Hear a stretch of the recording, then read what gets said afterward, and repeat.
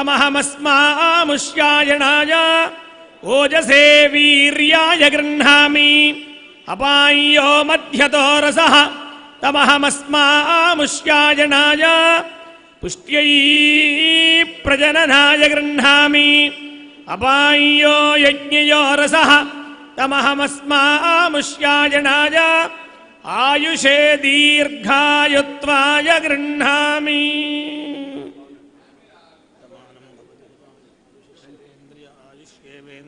ప్రతిష్టతి. ఇంకొక మాట, వారు నడిచే దేవుడు అన్నారు ఇందాక ఒక మిత్రుడు. నమస్కారం.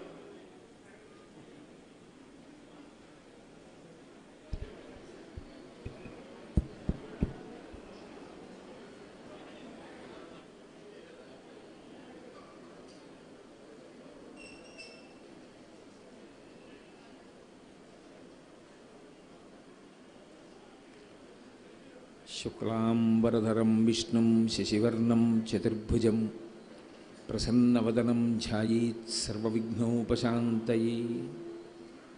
గురుర్బ్రహ్మా గురుర్విష్ణుః గురుర్దేవో మహేశ్వరః గురుస్సాక్షాత్ పరం బ్రహ్మ తస్మై శ్రీ గురవై నమః.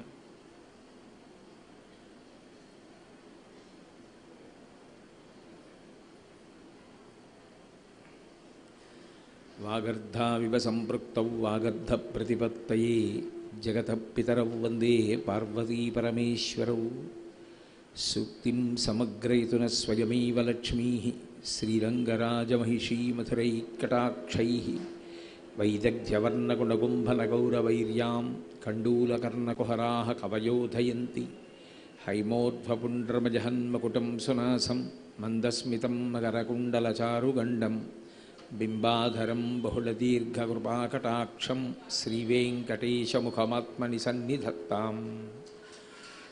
విమలపటి కమలకుటి పుస్తకరుద్రాక్షశస్తహస్తపుటి కామాక్షి పక్ష్మలాక్షి కలిత విపంచి విభాసి వైరించి మనోజవం మరుతతుల్యవేగం జితేంద్రియం బుద్ధిమతాం వరిష్టం వాతాత్మజం వనరయూధముఖ్యం శ్రీరామదూతం శిరసా నమామి. ఆపదామపహర్తారం దాతారం సర్వసంపదాం లోకాభిరామం శ్రీరామం భూయో భూయో నమామ్యహం. హరి ఓం. పరమేశ్వర స్వరూపమైన సభకి నమస్కారం.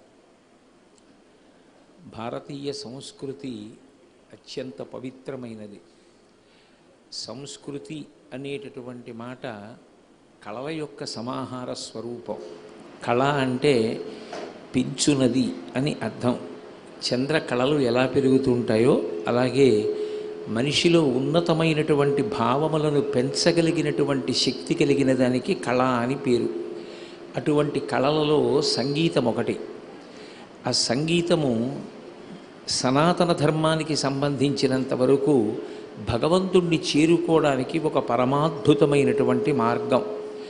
అది కేవలం రంజకత్వం కోసమే కాకుండా భగవద్ దర్శనము కొరకు సోపానంగా ఏర్పాటు చేసుకుని తరించినటువంటి మహాపురుషులు ఎందరో ఉన్నారు. అటువంటి మహాపురుషులలో త్యాగరాజస్వామి ఒకరు. త్యాగరాజస్వామి గృహస్థాశ్రమ ధర్మాన్ని స్వీకరించి చిట్ట చివరిలో సన్యాసాశ్రమాన్ని కూడా స్వీకరించినటువంటి వారు. భక్తి అనేటటువంటి మాటకి నిలువెత్తు నిదర్శనంగా నిలబడినటువంటి మహానుభావుడు. ఆయనకి సంబంధించినంత వరకు భక్తి అంటే కేవలం ఒక అరగంట సేపో గంట సేపో పూజామందిరంలోకి ప్రవేశించి భగవంతుడి దగ్గర కూర్చుని బయటికి వచ్చేసేటటువంటి ప్రక్రియ కాదు. ఆయన ఊపిరి ఉన్నంత వరకు భగవంతుడితో అనుసంధానం అవుతూనే ఉన్నారు. విగ్రహారాధన అనేటటువంటిది కేవలం విగ్రహములకు పూజ చెయ్యడం ఒక్కటే కాదు. మనం ఆ విగ్రహములు భగవంతుడే అన్న భావనతో పూజ చెయ్యగలిగితే భగవత్ స్వరూపము ఆ మూర్తి ద్వారా మనని ఎలా అనుగ్రహిస్తుంది అన్నది మనకి నిదర్శనంగా చూపించినటువంటి వారు త్యాగరాజస్వామి.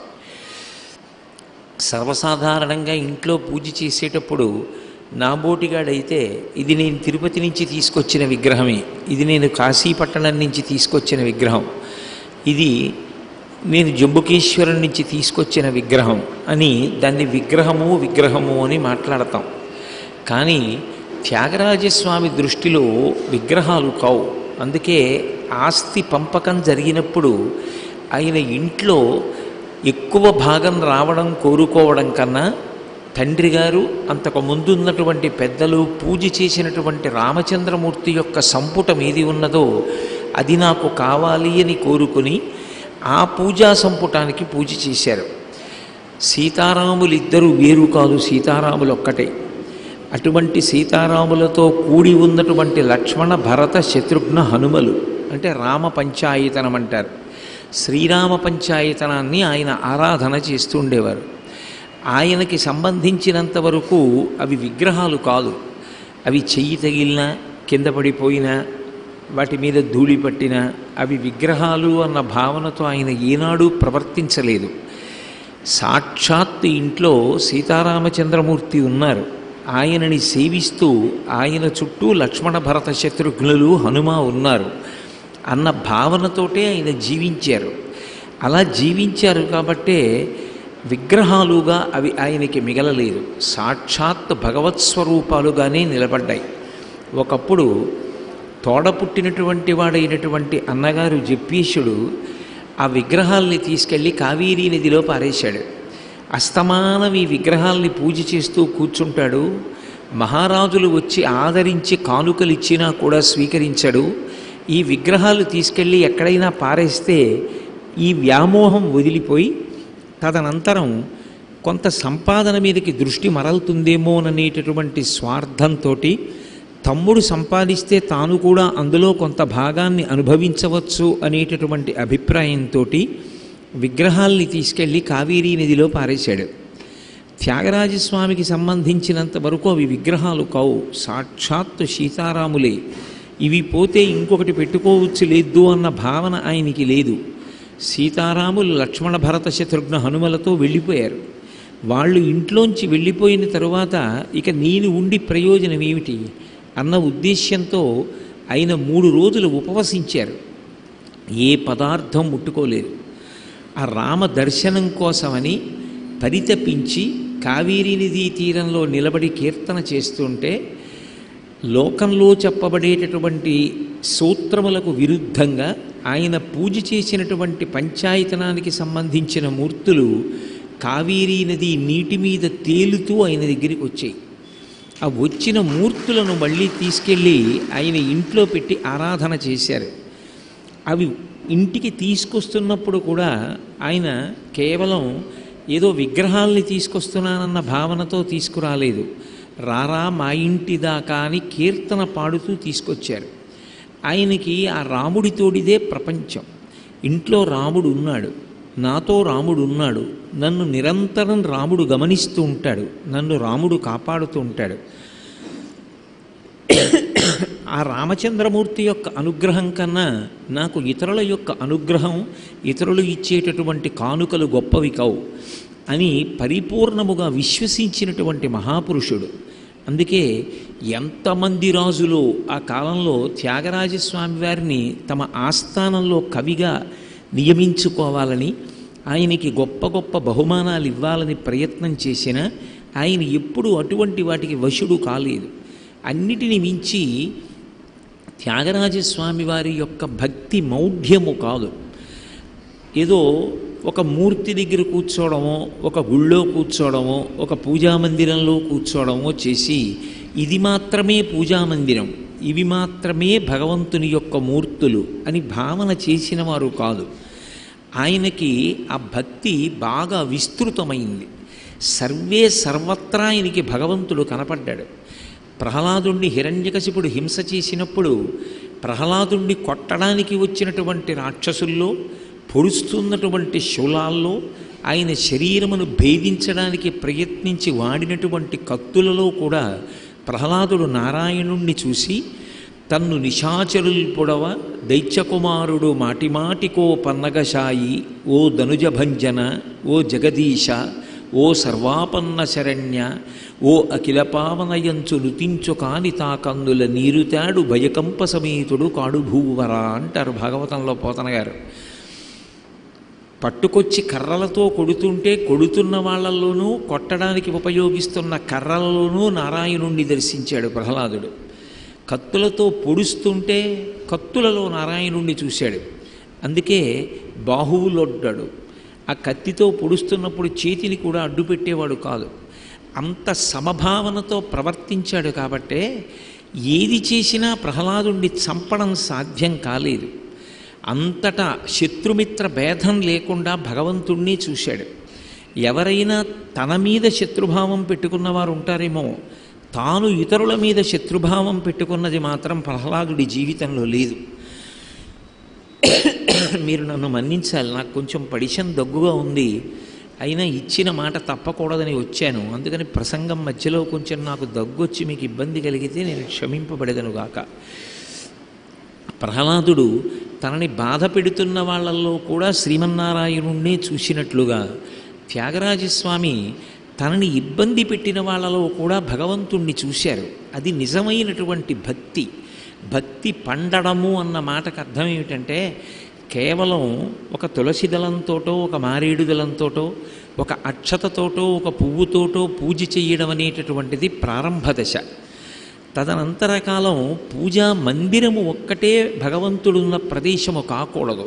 వివేకానందుడు చెప్పినట్టు పూజామందిరంలో పూజ చెయ్యాలని కోరుకోవచ్చేమో కానీ నేను పూజామందిరంలో మరణించాలని కోరుకోకూడదు. ఎందుకని అంటే ఈ విశ్వమంతా పూజామందిరము కావాలి.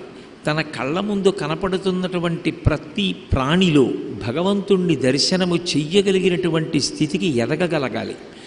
అది సాధన చేత వచ్చేటటువంటి గొప్ప విభూతి. త్యాగరాజస్వామి ఆ స్థాయికి ఎదిగినటువంటి మహాపురుషులు. అందుకే తనని జీవితంలో ఎన్నో ఇబ్బందులు పెట్టినటువంటి వాడు అన్నగారు జపీషుడు. నిజానికి తండ్రి గారు మరణించిన తర్వాత ఆస్తి పంపకం చెయ్యమని తమ్ముడికి అందవలసినంత ఆస్తి భాగం అందించకుండా తాను ఎక్కువ భాగం తీసుకున్నవాడు. తమ్ముడు బాధలు పడుతుంటే చూసి సంతోషించినవాడు. అటువంటి అన్నగారు మహారాజులిచ్చిన కానుకలు త్యాగరాజస్వామి తీసుకోవట్లేదని ఆయన పూజ చేస్తున్నటువంటి రామచంద్రమూర్తి యొక్క పంచాయతనాన్ని పట్టుకెళ్ళి కావేరీ నదిలో విసిరివేసినవాడు. అటువంటి జపేషణకు తదనంతర కాలంలో శరీరము వ్యాధిగ్రస్తమైతే ఆయన మంచం నుంచి లేవలేకపోతే త్యాగరాజస్వామి అన్నగారు నాకు తండ్రితో సమానమని అహర్నిశలు అన్నగారికి సేవ చేశారు తప్ప నా జోలికి వచ్చినందుకు, నన్ను బాధ పెట్టినందుకు మంచి పని అయింది అన్నయ్యకి అని ఒక్కనాడు ఆయన అనలేదు. చిట్ట చివరికి త్యాగరాజస్వామి వారి యొక్క జీవన విధానాన్ని, ఆయన యొక్క పవిత్ర భావజాలాన్ని అర్థం చేసుకున్నటువంటి అన్నగారే మారిపోయాడు. మారిపోయి ఆయన కూడా రామభక్తుడైపోయాడు.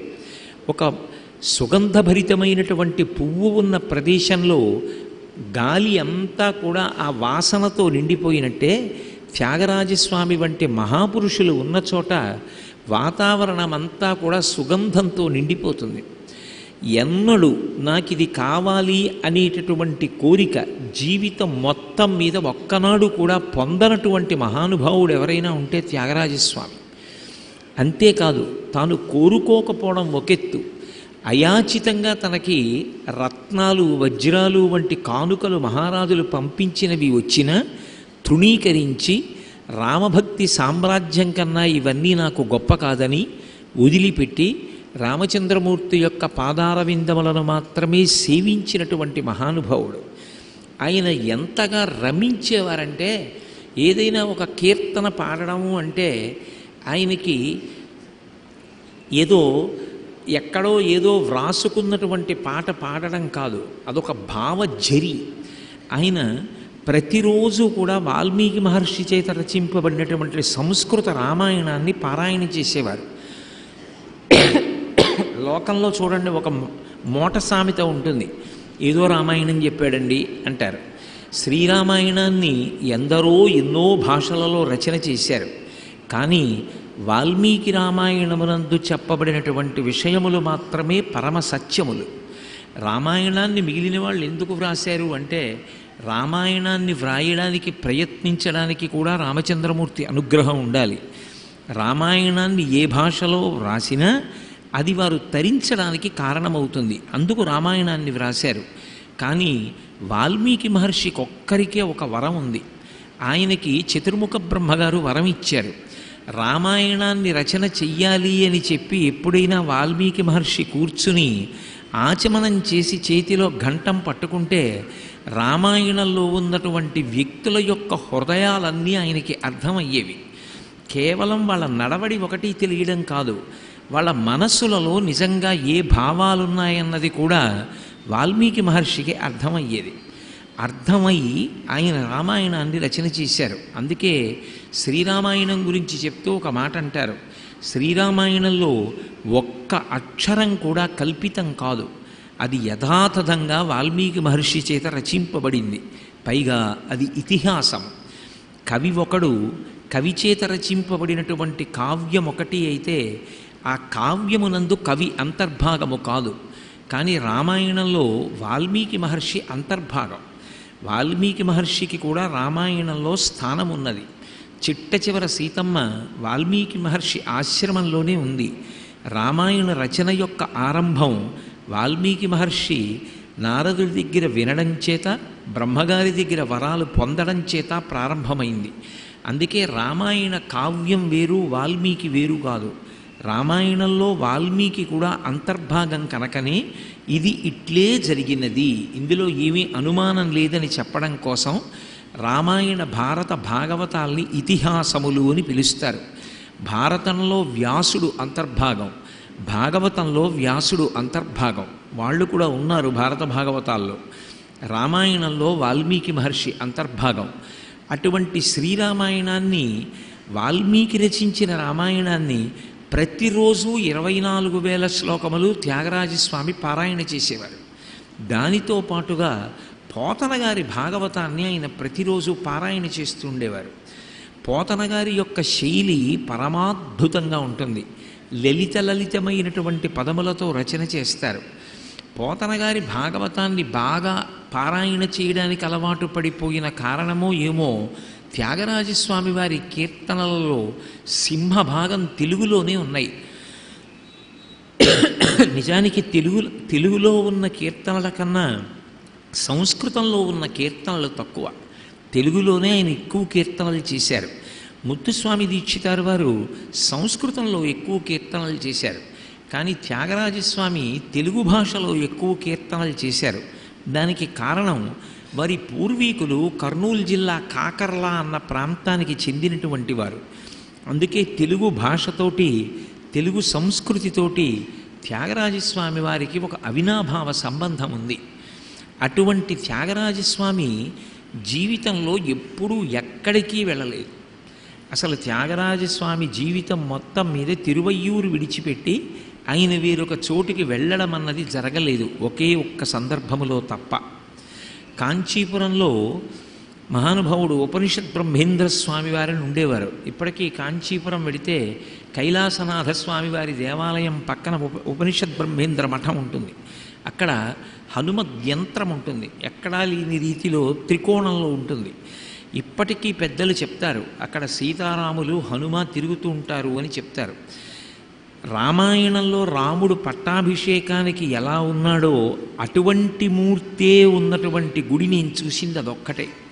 ఎందుకని అంటే పట్టాభిషేకానికి సంబంధించి మన అందరి దగ్గర అనేకమైన చిత్రవులు ఉంటాయి. పట్టాభిషేకం చేసుకుంటున్న రాముడు పెద్ద పెద్ద జులపాల జుత్తుతో ఉన్నట్టుగా చిత్రీకరింపబడి ఉంటాయి. నిజానికి మీరు రామాయణాన్ని పరిశీలిస్తే రామాయణంలో అరణ్యవాసం పూర్తి చేసుకుని తిరిగి వచ్చినటువంటి రామచంద్రమూర్తి పుష్పక విమానంలో నందిగ్రామంలో కిందకి దిగగానే తన సోదరులైనటువంటి లక్ష్మణ భరత శత్రుఘ్నులకు కేశఖండనం చేయించి తాను కూడా కేశఖండనం చేయించుకున్నాడు. ఆయన గొప్పగా యజుర్వేదాన్ని అనుష్ఠించాడు. అందుకే స్వామి హనుమ రాముడి గురించి చెప్తూ యజుర్వేద వినీతస్య వేద విద్భిః సుపూజితః ధనుర్వేదీచ వేదీషు వేదాంగేషు చ నిష్ఠితః అంటారు. యజుర్వేదాన్ని బాగా అనుష్ఠించినవాడు కనుకనే ఆయనకి పిలక ఉండి పిలక ముడివేసి ఉంటుంది. ఏకవస్త్రధరో ధన్వీ శిఖీ కనకమాలయ అంటాడు రామాయణంలో అరణ్యకాండలో మారీచుడు. పట్టాభిషేకం చేసుకున్నటువంటి రాముడు బోడిగుండుతో పిలక ముడి వేసుకుని ఉంటాడు. రామాయణాన్ని బట్టి చూస్తే అది రాముని యొక్క యథార్థ స్వరూపం. కాంచీపురంలో ఉన్నటువంటి ఉపనిషద్ బ్రహ్మేంద్ర స్వామి వారి మఠంలో ఇప్పటికీ కూడా రాముడు అలాగే ఉంటాడు. రాముడి పక్కన సీతమ్మ కూడా ఎవరో బాల నిలబడినట్టుగా ఉంటుంది. ఎదురుగుండా హనుమద్ యంత్రం ఉంటుంది. ఇప్పటికీ సీతారామ లక్ష్మణ హనుమలు అక్కడ దర్శనమిస్తారు అని చెప్తారు పెద్దలు. ఎదురుగుండా దిగుడు బావి ఉంటుంది. ఆ దిగుడు బావిలోకి వెళ్ళి ఉపనిషద్ బ్రహ్మేంద్రులు నీళ్లు తోడుకొని చంద్రమౌళీశ్వరుడికి అభిషేకం చేస్తూ ఉండేవారు. లలితా సహస్రనామ స్తోత్రాన్ని హయగ్రీవుడు అగస్త్య మహర్షికి ఉపదేశం చేశాడు. ఆ ఉపదేశం చేసిన కారణం చేత కాంచీపురం సత్యవ్రత క్షేత్రం కాబట్టి ఉపనిషద్ బ్రహ్మేంద్ర మఠం దగ్గరే హయగ్రీవ ప్రతిష్ఠితమైనటువంటి లింగము, అగస్త్య ప్రతిష్ఠితమైనటువంటి లింగము, 2 శివాలయాలు కనపడతాయి. పెద్ద కోనేరు ఉంటుంది. ఆ ఉపనిషద్ బ్రహ్మేంద్రులు మహాపురుషులు. వారు త్రికాలవేది, గొప్ప అనుష్ఠాన తత్పరులు. అటువంటి ఉపనిషద్ బ్రహ్మేంద్ర స్వామివారు బాగా వృద్ధులైపోయిన తర్వాత త్యాగరాజస్వామి వారి యొక్క కీర్తి గురించి విన్నారు. అసలు త్యాగరాజస్వామి తిరువయ్యూరు విడిచిపెట్టి ఎక్కడికి వెళ్ళరట. కేవలముగా మధ్యాహ్న సమయం అయ్యేటప్పటికీ భిక్షాపాత్ర పట్టుకుని ఒక కీర్తన పాడుకుంటూ తనలో తాను రమించిపోతూ తంబూరా వాయిస్తూ తిరువయ్యూరు వీధుల్లో తిరుగుతారు. ఆ కీర్తన వినగానే త్యాగరాజస్వామి భిక్షాటనకు వచ్చారని ఆ ఇళ్లలో ఉన్న గృహస్థులు బయటికి వచ్చి ఆయన జోలెలో బియ్యం వేసేవారు. ఇది ఈ రోజుకి చాలు అని అనిపించగానే ఆ బియ్యం పట్టుకుని ఇంటికి వెళ్ళిపోయేవారు.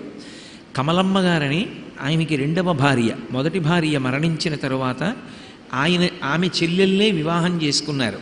ఆ కమలమ్మ గారు వండి పెట్టినటువంటి భోజనం చేసేవారు. మళ్ళీ శిష్యులకు సంగీత పాఠం చెప్పడం అంతే తప్ప అసలు ఎన్నడూ తిరువయ్యూరు విడిచిపెట్టి వెళ్ళేవారు కాదు. అంత తృప్తితో కూడుకున్నటువంటి జీవనం వారిది. త్యాగరాజస్వామి వారి యొక్క వైభవాన్ని, ఆయన భక్తిని, ఆయన జీవన విధానాన్ని తెలుసుకున్నటువంటి ఉపనిషద్ బ్రహ్మేంద్ర స్వామి త్యాగరాజస్వామి వారిని ఒక్కసారి కాంచీపురం రమ్మని ఆహ్వానించారు. కాంచీపురం వెళ్ళారు.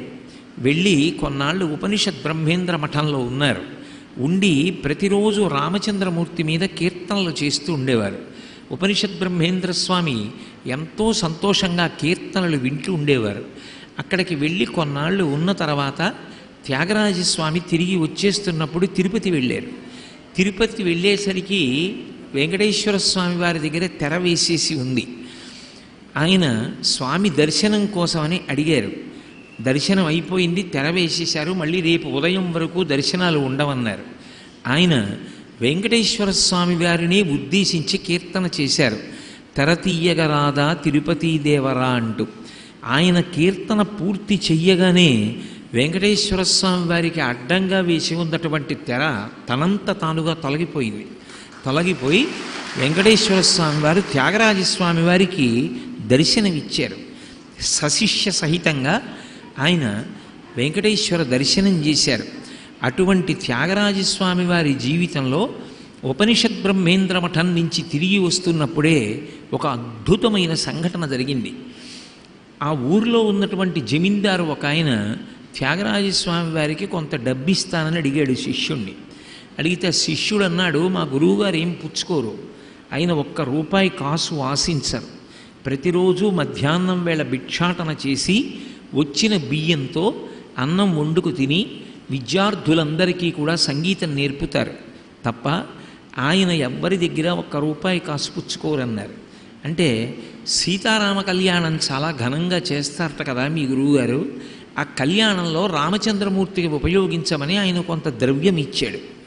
ఆ ద్రవ్యాన్ని తీసుకున్నటువంటి త్యాగరాజస్వామి వారి శిష్యుడు ఆ డబ్బు త్యాగరాజస్వామి వారు కూర్చునేటటువంటి పల్లకీలో బొంత కింద పెట్టాడు.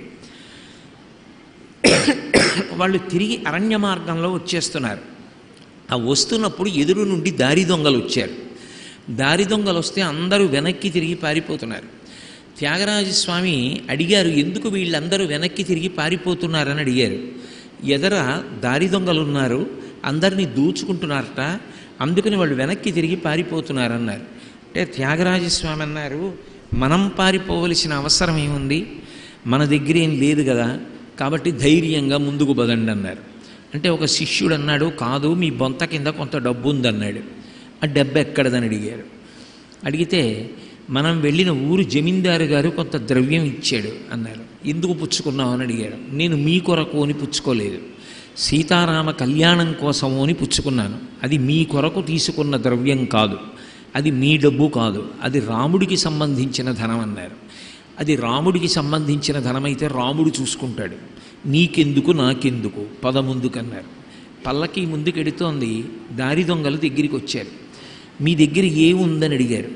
అడిగితే త్యాగరాజస్వామి అన్నారు, మన దగ్గర ఏముంది, మన దగ్గర ఏమీ లేదని చెప్పండి, రాముడికి చెందినటువంటి ద్రవ్యం మాత్రం అక్కడ ఉంది, రాముడు ఇచ్చుకుంటాడో కాపాడుకుంటాడో దాచుకుంటాడో మనకెందుకు, ఆయన ఏం చేస్తే చేసుకుంటాడన్నారు. ఈ మాట విన్నారంతే దొంగలు. అది విన్న దొంగలు ఉత్తర క్షణంలో వెనక్కి తిరిగి పరిగెత్తి పారిపోయారు. వాళ్ళకి అర్థం కాలేదు త్యాగరాజస్వామి శిష్యులకి ఎందుకు ఇలా పారిపోయారని. సరే, పల్లకి ముందుకెళ్ళిపోయింది. ఒక పెద్ద చెట్టు కింద దింపారు. మరునాడు ఉదయం అనుష్ఠానాలు పూర్తయ్యాయి. అందరూ కూర్చుని ఉన్నారు. ఆ కూర్చునున్నటువంటి సమయంలో ఈ దొంగలు మళ్ళీ వచ్చారు. ఏమి మళ్ళీ వచ్చారు, మా దగ్గర ఉన్న ద్రవ్యం కోసమా అని అడిగారు. కాదు, నిన్న మీ పల్లకీలో కొంత ద్రవ్యం ఏమైనా ఉందేమో దొంగిలించాలని మేము వచ్చినప్పుడు ఎవరో ఇద్దరు వ్యక్తులు మమ్మల్ని తరిమారు. ఒక ఆయన నల్లటి మేఘం ఎలా ఉంటుందో అలా ఉన్నాడు. ఆజానుబాహు వరవింద దళాయతాక్షం, పెద్ద పెద్ద కన్నులతో ఉన్నాడు. సుదీర్ఘమైన బాహువులు, చేతిలో కోదండాన్ని పట్టుకొని ఉన్నాడు. వెనక బాణతుణీరం కట్టుకున్నాడు. పక్కన ఎర్రటి వ్యక్తి ఒక ఆయన ఉన్నాడు. ఆయన కూడా ఆజానుబాహు, పెదవులు అదిరిపోతూ త్యాగరాజస్వామి జోలికొస్తారా అని వాళ్ళిద్దరూ మమ్మల్ని అదిలించి తరిమారు. వాళ్ళు ఎక్కడ మమ్మల్ని చంపుతారో అని పరిగెత్తుకుంటూ పారిపోయాం. కానీ వాళ్ళ అందం చూసి మోహపడ్డాం. ఎంత అందంగా ఉన్నారో ఆ పిల్లలిద్దరూ. వాళ్ళు మమ్మల్ని చంపేస్తే చంపేశారు, కానీ మీ పల్లకీకి కాపలాగా వస్తున్న ఆ ఇద్దరిని ఇంకొక్కసారి మాకు చూపించండి, మేము వాళ్ళని చూసి వాళ్ళ చేతిలో చచ్చిపోయినా మాకు అభ్యంతరం లేదన్నారు. ఇప్పుడు త్యాగరాజస్వామి అన్నారు, మీరు అదృష్టవంతులు, నన్ను కాపాడడానికి ప్రయత్నిస్తూ రామలక్ష్మణులు నా వెంట వచ్చారన్నమాట. మీకు రామదర్శనమైంది, నాకు ఇంకా రామదర్శనము కాలేదన్నారు. వారు రోజుకి దాదాపు 82,000 శ్రీరామనామాన్ని జపం చేస్తుండేవారు. చిట్ట చివర 86 లక్షల 86 కోట్లు శ్రీరామనామం పూర్తి చేసి రామచంద్రమూర్తి యొక్క దివ్య దర్శనాన్ని పొందారు. ఈ పుష్యమాసంలో కృష్ణపక్షంలో పంచమి తిథి నాడే వారు చిట్ట చివర సన్యాసాశ్రమం కూడా స్వీకరించి రామచంద్రమూర్తి యందు ఐక్యమైపోయారు. శిష్యులందరూ చూస్తుండగా వారికి బ్రహ్మకపాల భేదనమై అందరూ చూస్తుండగా బ్రహ్మమునందు ఐక్యమైనటువంటి మహానుభావుడు త్యాగరాజస్వామి అంటే. అటువంటి త్యాగరాజస్వామి వారు జీవితంలో దైవభక్తి ఎంత గొప్పగా పొందారో గురుభక్తిని కూడా అంత గొప్పగా పొందారు. ఎంతటి మహానుభావుడు అంటే ఆయన గురువుకి దైవానికి మధ్య భేదాన్ని పాటించలేదు. గురువు దైవము అని నమ్మారు. అందుకే అప్రయత్నంగా ఒక రోజున ఆయన వాళ్ళ నాన్నగారు పూజ చేస్తుండగా పాడినటువంటి ఒక కీర్తన విని వాళ్ళ నాన్నగారు రామబ్రహ్మం గారు సంతోషించి ఆ కీర్తన పట్టుకెళ్ళి ఆ రోజులలో గొప్ప సంగీత విద్వాంసుడు సొంఠి వెంకటరమణయ్య గారికి చూపించి, మా అబ్బాయి త్యాగరాజుని మీ శిష్యుణ్ణి చేసుకోమంటే త్యాగరాజస్వామిని సొంఠి వెంకటరమణయ్య గారి శిష్యుణ్ణి చేసుకొని ప్రతిరోజు సంగీత పాఠాలు చెప్తుండేవారు. అటువంటి త్యాగరాజస్వామి వారి జీవితంలో ఒక అద్భుతమైన ఘట్టమేమి అంటే, ఆయనకి నారద మహర్షే రామకృష్ణ అన్న పేరుతో దర్శనమిచ్చి స్వరార్ణవము అనబడేటటువంటి గ్రంథాన్ని బహూకరించారు. సంగీత శాస్త్రంలో అనేకమైనటువంటి అనుమానాలు ఉండేవి త్యాగరాజస్వామికి. నారదుడు ఇచ్చినటువంటి ఆ గ్రంథము యొక్క సహాయము వలన ఆ గ్రంథ పఠనము తర్వాత వారికి ఉన్నటువంటి సందేహములన్నీ కూడా నివృత్తి అయిపోయి వారు తిరుగులేని రీతిలో భగవంతుణ్ణి ఉపాసన చేసి సంగీతాన్ని సాధనంగా చేసుకొని భగవంతుణ్ణి చేరగలిగారు. వారు సద్గురు వారు కేవలం ఏదో కీర్తనలు చెయ్యడం ఒక్కటే కాదు. మీరు త్యాగరాజస్వామి వారి కీర్తనలు పరిశీలిస్తే త్యాగరాజస్వామి వారి కీర్తనల్లో ఒక అద్భుతం కనపడుతుంది. వారు ఎదురుగుండా ఉన్న వారితో మాట్లాడడం కాదు, వారి మనస్సుతో వారు మాట్లాడుకుంటారు. ఏదైనా చేసేటప్పుడు తన మనసుని తాను పరిశీలిస్తారు. మంచి వైపుకి మనసు అంగీకరించి ప్రోత్సహిస్తే ఓ మనసా ఎంత మంచి దానవై అని పొగుడుతారు. ఆ మనసు ఎదురు తిరిగి అడ్డం వచ్చి ఆయనని స్వార్థ ప్రయోజనాల వైపుకి తొయ్యడానికి ప్రయత్నం చేస్తే అదే మనసుతో మాట్లాడుకుని ఆ మనసుని మారమని బోధ చేస్తారు. శిష్యుల్ని ఉద్దేశించి సమాజాన్ని ఉద్దేశించి ఆయన చేసినటువంటి కీర్తనలు అజరామరం. అందులో ఏ ఒక్క కీర్తన పరిశీలించినా సరే జీవితం ధన్యమైపోతుంది. అటువంటి త్యాగరాజస్వామి వారిని అందుకే సద్గురువుగా ఉపాసన చేస్తారు. ఒక శంకర భగవత్పాదుల్ని ఎలా ఉపాసన చేస్తారో కంచి కామకోటి పీఠాధిపత్యం వహించిన మహాపురుషులు చంద్రశేఖరేంద్ర సరస్వతి మహాస్వామి వారి యొక్క అనుగ్రహ భాషణములను చదువుకుని వారు చెప్పిన రీతిలో భగవంతుణ్ణి ఎలా ఉపాసన చేస్తారో అలాగే త్యాగరాజస్వామి వారు కీర్తనల ద్వారా సమాజానికి చేసినటువంటి ప్రబోధాన్ని కూడా దృష్టిలో పెట్టుకుని తరించడానికి ప్రయత్నిస్తారు. త్యాగరాజస్వామి వారు చేసినటువంటి కీర్తనలు ఒక చోట కూర్చుని వ్రాసినవి కావు. ఆయన ఎప్పుడెప్పుడు మనసులో పరవశం కలిగితే అప్పుడప్పుడు రామచంద్రమూర్తిని ఉద్దేశించి కీర్తన చేస్తూ ఉండేవారు. ఆయన పొందినటువంటి భగవద్ అనుభవం, ఆయన పొందినటువంటి భగవత్ సంబంధమైన సంతోషం ఇక లోపల పట్టక ఏదో నిండిపోయినటువంటి బిందె ఇక నీటిని పట్టలేక అంచుల వెంట కారిపోతే ఎలా ఉంటుందో త్యాగరాజస్వామి వారు చేసేటటువంటి కీర్తనలు కూడా అలా ఉంటాయి. ఆయనలో ఇక భగవద్ అనుభవము పట్టక ఆయన పెదవుల మించి కీర్తనలుగా వచ్చాయి. మహానుభావుడు త్యాగరాజస్వామి. అటువంటి తృప్తి కలిగిన వ్యక్తి, అంత గొప్పగా గృహస్థాశ్రమాన్ని పాటించినటువంటి వ్యక్తి, అంతగా చిట్ట చివర భక్తి జ్ఞాన వైరాగ్యములను పొంది సన్యసించినటువంటి వ్యక్తి, సంగీతాన్ని భగవంతుణ్ణి చేరుకోవడానికి సాధనంగా ఉపాసన చేసినటువంటి వ్యక్తి మనకి బహుకొద్ది మంది కనపడతారు. అటువంటి మహాపురుషులలో ఒకరు త్యాగరాజస్వామి. సరే, త్యాగరాజస్వామి వారి జీవితం గురించి నేను ఎంతసేపు చెప్పినా అది చరివిత చరణమే. ఎందుకని అంటే ఈ సభ 100 సంవత్సరములుగా జరుగుతున్నటువంటి సభ.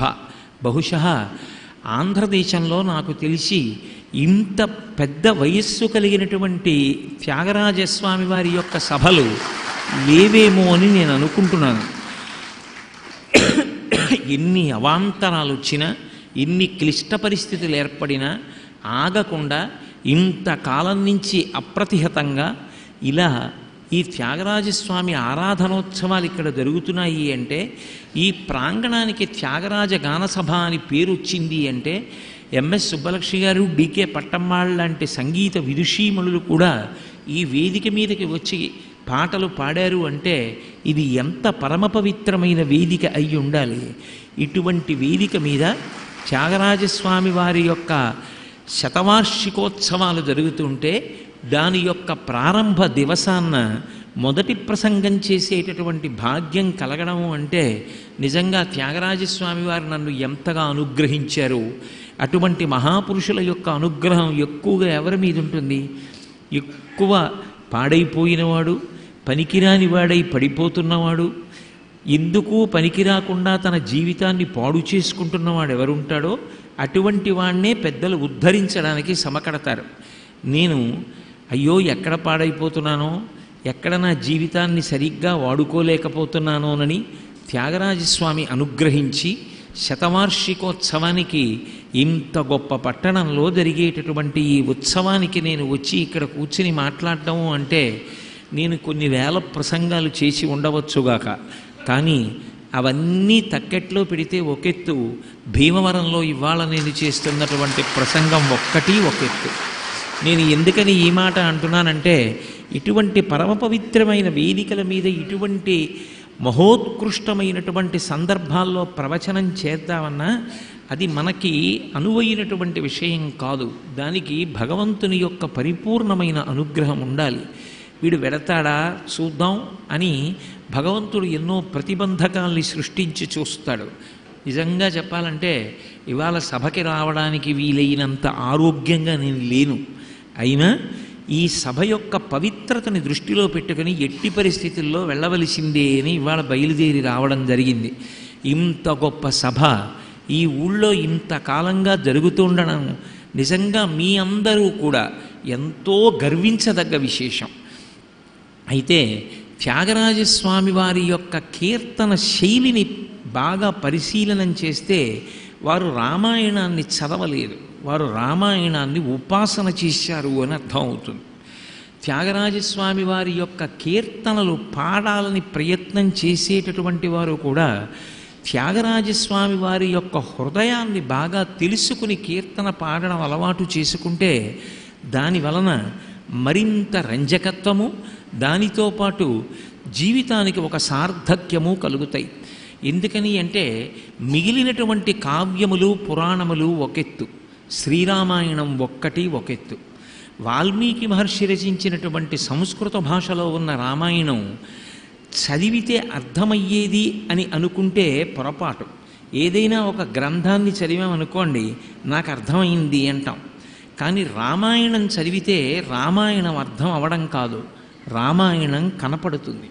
ఎందుకని అంటే వాల్మీకి మహర్షి యొక్క రచన అలా ఉంటుంది. మీకు ఒక ఉదాహరణ చెప్పాలి అంటే దశరథ మహారాజు గారు రాముణ్ణి తన దగ్గరకు రమ్మని ప్రతిహారితో కబురు చేశారు. ప్రతిహారి రామచంద్రమూర్తి నివసించేటటువంటి భవనం దగ్గరికి వచ్చి లోపల ఉన్నటువంటి రాముడితో మాట్లాడడానికి అవకాశం కల్పించమని అక్కడ ఉన్న ప్రతిహారిని అడిగాడు.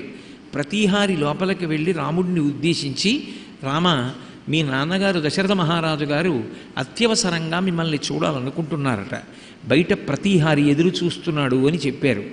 వెంటనే ప్రవేశపెట్టమని రాముడు తన తండ్రే వస్తే ఎంత గౌరవిస్తాడో అంత గౌరవించి ప్రతిహారిని పిలిచి తండ్రి ఎదురు చూస్తున్నాడన్న వార్త విని అరక్షణం ఆలస్యం చేయకుండా నేను తండ్రి గారి దర్శనానికి వెళుతున్నానని సీతమ్మకి చెప్పి బయలుదేరి బయటికి వచ్చి సారథి సుమంత్రుణ్ణి పిలిచాడు. పిలిచి రథాల్ని కట్టి ఆ గుర్రాల్ని కట్టి రథాన్ని సిద్ధం చేయమన్నాడు. సుమంత్రుడు వెంటనే గుర్రాల్ని కట్టి రథాన్ని సిద్ధం చేశాడు. రాముడు తన చుట్టూ ఉన్న పరివారం వంక తిరిగి, నేను ఇప్పుడే వస్తాను, నాన్నగారు పిలిచారట అని చెప్పి ఒక చేత్తో ఆ రథం యొక్క కమ్మిని పట్టుకొని కుడిపాదం ఎత్తి రథం యొక్క పీఠం మీద వేసి ఒక్కసారి ఒక్క ఉదుటన చెంగున పైకి లేచి ఆ రథం మీద కూర్చుని ఇక బయలుదేరమని సంజ్ఞ చేశాడు. సుమంత్రుడు పగ్గాలు అదిలించి రథాన్ని కదిపాడు. గుర్రాలు మెల్లగా బయలుదేరినవి వేగాన్ని పుంజుకుని వీధుల్లో వెడుతున్నాయి. అలా ఉంటుంది రామాయణ రచన. ఇప్పుడు రామాయణం మీకు అర్థమవుతుందా, రామాయణం కనపడుతుందా? రామాయణం కనపడుతుంది. వాల్మీకి మహర్షి చేసినటువంటి 24,000 శ్లోకాలలో ఉన్నటువంటి గమ్మత్తు ఏమిటి అంటే, మీరు ఏది చదువుతున్నా రామాయణం మీకు ప్రత్యక్షంగా దర్శనమయ్యేటట్టుగా రచన చేశారు. త్యాగరాజస్వామి ప్రతిరోజు రామాయణ పారాయణ చేసేవారు. అందుకే ఆయనకి అసలు రామాయణం మీద ఎంత గొప్ప అధికారం ఏర్పడింది అంటే, మనందరం రామాయణాన్ని చూసేటటువంటి దృష్టికోణం ఒకెత్తు, త్యాగరాజస్వామి రామాయణాన్ని చూసేటటువంటి దృష్టికోణం ఒకెత్తు. అందుకే త్యాగరాజస్వామి వారు చేసినటువంటి కీర్తనలు కాలంతో సంబంధం లేకుండా శాశ్వతంగా అలాగే నిలబడిపోయి, నేను అన్నాను కాబట్టి మీకు ఒక ఉదాహరణ చూపించే ప్రయత్నం చేస్తాను. ఇది త్యాగరాజస్వామి వారి కీర్తనలో చాలా ప్రఖ్యాతి వహించినటువంటి కీర్తన. అలకలల్లలాడగని. నా తర్వాత ఇక్కడ ఎవరో ఒక విదుషీమణి యొక్క కీర్తనలకి సంబంధించిన కచేరీ ఉంది. నాకు అసలు సమయం ఉంటే ఆ తల్లిని నేను ఈ కీర్తన పాడమని విని వెళ్ళి ఉండేవాణ్ణి. అలకలల్లలాడగని ఆ రాణ్ముని ఎటు పొంగెనో అంటారు. అది చాలా చిన్న కీర్తన. అందులో మనం ఊహించడానికి వీలు లేనటువంటి ఒక అద్భుతమైన విషయాన్ని త్యాగరాజస్వామి ప్రతిపాదన చేశారు. అలకలల్లలాడగని ఆ రాణ్ముని ఎటు పొంగెనో. అందులో పేరు చెప్పరు. అలకలల్లలాడగని, అలకలు అంటే ముంగురులు. ఈ జుత్తు పెరిగినప్పుడు ఈ నుదురు మీద పడేటటువంటి వెంట్రుకలు ఉంటాయే, వాటిని అలకలు అంటారు. ఆ నుదురు మీద పడినటువంటి వెంట్రుకలు కదులుతూ ఉంటే ఆ రాణ్ముని ఎటు పొంగెనో. ఎవరు ఆ రాణ్ముని? ఎవరు చూసి పొంగిపోయినవాడు? చెప్పరు త్యాగరాజస్వామి. నిజానికి ఆ కీర్తన పాడేటప్పుడు యథాతథంగా దాని వాచ్యార్థాన్ని చెప్పి ఆ రాణ్ముని అంటే ఎవరు, ఆ రాణ్ముని ఎటు పొంగెనో, ఎంత పొంగిపోయాడు, ఎవరంత పొంగిపోయినవాడు? విశ్వామిత్రుడు. ఆ రాణ్ముని ఎటు పొంగెనో అంటారు. అని ఎన్ని సందర్భాల్లో అలా పొంగిపోయాడు విశ్వామిత్రుడు అంటే, నిజానికి విశ్వామిత్రుడు పొంగిపోయిన సందర్భాలు ఎన్నో ఉండవచ్చు, కానీ 2 సందర్భాలనే చెప్తారు త్యాగరాజస్వామి. ఒక సందర్భంలో అంటారు, చెలువు మీరగను మారీచుని మదమణచేవేళ. ఆయన ఆ రామచంద్రమూర్తి చెలువు మీరగను చాలా అందం ప్రకటింపబడేటట్టుగా మారీచుని యొక్క మదము అణిచేటటువంటి సందర్భంలో ఆ రాముని యొక్క నుదుటి మీద వెంట్రుకలు కదులుతుంటే ఆ విశ్వామిత్రుడు ఎంత పొంగిపోయాడు. మొదటి సందర్భం. రెండో సందర్భంలో అంటారు, ముని కను సైగ తెలిసి శివధనువు విరిచే సమయాన మోమున రంజిల్లు త్యాగరాజ వినుతుని మోమున రంజిల్లు అలకలల్లలాడగని ఆ రాణ్ముని ఎటు పొంగెనో. అంటే మళ్ళీ పల్లవి దగ్గరికి వచ్చి కలుపుకోవాలి చరణానికి. ఆ ముని యొక్క కనుసైగ తెలిసి, ఎవరు ఆ ముని? విశ్వామిత్రుడే. విశ్వామిత్రుడి యొక్క కనుసైగ అర్థాన్ని తెలుసుకుని శివధనస్సుని రాముడు విరిచేటటువంటి సమయంలో రాముని యొక్క ముఖం మీద అలకలు కదులుతుంటే అసలు ఎంత పొంగిపోయాడు ఆ విశ్వామిత్రుడు. అంతే కీర్తన. అలకలల్లలాడగని ఆ రాణ్ముని ఎటు పొంగెనో. అసలు నిజానికి త్యాగరాజస్వామి లాంటి మహాపురుషుడి యొక్క నోటి వెంట ఈ కీర్తన వచ్చింది అంటే ఏదో యథాలాపంగా వ్రాసినటువంటి కీర్తనలు కావు కదా, ఆయన మహాపరవశంతో చెప్పినటువంటి కీర్తనలు. లోకంలో రాముడి యొక్క అందం చెప్పవలసి వస్తే పుంసాం మోహన రూపాయ పుణ్యశ్లోకాయ మంగళం అంటారు. రాముని యొక్క మూర్తిని చూసి, రాముణ్ణి చూసి పురుషులు కూడా మోహించేవారట, అంత అందగాడు. కానీ త్యాగరాజస్వామి అన్నారు, రాముని యొక్క అందాన్ని చూసి అనలేదు, అలకలల్లలాడగని అన్నారు. నుదుటి మీద వెంట్రుకలు పడుతున్నటువంటి రాముణ్ణి చూసి అన్నారు. అసలు నుదుటి మీద వెంట్రుకలు పడుతున్నటువంటి రాముడు అన్న సందర్భం ఎందుకు త్యాగరాజస్వామి వాడారు అక్కడ? మీరు బాలకాండని బాగా పరిశీలనం చేస్తే దశరథ మహారాజు గారికి 4 కొడుకులు పుట్టిన తరువాత కృష్ణలీలలు ఉన్నట్టుగా రామాయణంలో రాముడికి బాల్యలీలలు లేవు. ఒక్క శ్లోకంతో మహర్షి రామలక్ష్మణ భరత శత్రుఘ్నులు 4 చదువుకున్న ఘట్టాన్ని చెప్పేశారు. సర్వే వేదవిదశూరా సర్వే లోకహితే రతా సర్వే జ్ఞానోపసంపన్నా సర్వే సముదితా గుణై అన్నారు. 4 వశిష్ఠుడి దగ్గర విద్యాభ్యాసం చేసి పెద్దవాళ్ళు అవుతున్నారు. దశరథ మహారాజు గారు పెద్ద సభ తీర్చాడు మంత్రులతోటి. తస్య చింతయమానస్యా మంత్రి మధ్యే మహాత్మన అభ్యాగచ్చన్ మహాతేజ విశ్వామిత్రో మహాముని అన్నారు వాల్మీకి మహర్షి. మంత్రులతో సభ ఎందుకు తీర్చాడు అంటే, నాకు 4 కుమారులు ఉన్నారు. ఈ 4 కుమారులు కూడా చాలా భవ్యమైన గుణములు కలిగినటువంటి వారు. ఈ 4 కుమారులకు తగిలినటువంటి ఇల్లాళ్ళు ఎక్కడున్నారు, వీళ్ళకి తగిన భార్యలు మీరందరూ కూడా తెలుసుకుని వెతికి పట్టుకుని నాకు చెప్పండి అని అడగడానికి సభ తీర్చాడు. కానీ ఈయన సభ తీర్చి మాట్లాడుతుండగా అప్పుడే వచ్చాడు. అభ్యాగచ్చన్ మహాతేజ విశ్వామిత్రో మహాముని. విశ్వామిత్రుడు వచ్చాడు. అప్పుడే వచ్చాడండి అన్నది కాకతాళీయము అనుకోండి. కాకతాళీయము అంటే తాళము అంటే తాటి చెట్టు, కాకము అంటే కాకి. తాటి చెట్టు మీద కాకి వాలితే దానికి ఏమిటి అంటే ఏం ఉండదు, ఏదో అది ఎగురుతూ తాటి చెట్టు మీద వాలుతుంది అంతే. కాకతాళీయం కాదు. ఆయన అప్పుడే రైలు దిగాడండి, అప్పుడే బస్సు దిగాడండి, అప్పుడే విమానం దిగాడండి అనడానికి ఉండదు. ఆయన యోగ విద్యలో ఎప్పుడైనా వస్తాడు. ఆయన సభ తీర్చి సభలో వశిష్ఠాది మహర్షులందరూ ఉండగా దశరథ మహారాజు గారు నా కొడుకులైన రామలక్ష్మణ భరత శత్రుఘ్నులకి తగినటువంటి పిల్లలు ఎక్కడున్నారో చెప్పండి అని అడుగుతున్న సమయంలోనే వచ్చాడు.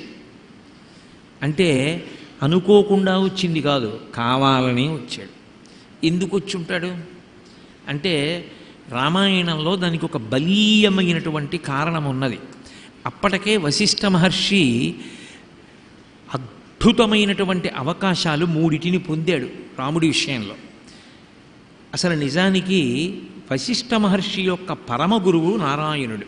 గురు పరంపర చెప్పినప్పుడు నారాయణం పద్మభువం వశిష్ఠం శక్తించ తత్పుత్ర పరాశరంచ వ్యాసం శుకం గౌడపాదం మహాంతం అని చెప్తారు శ్లోకం.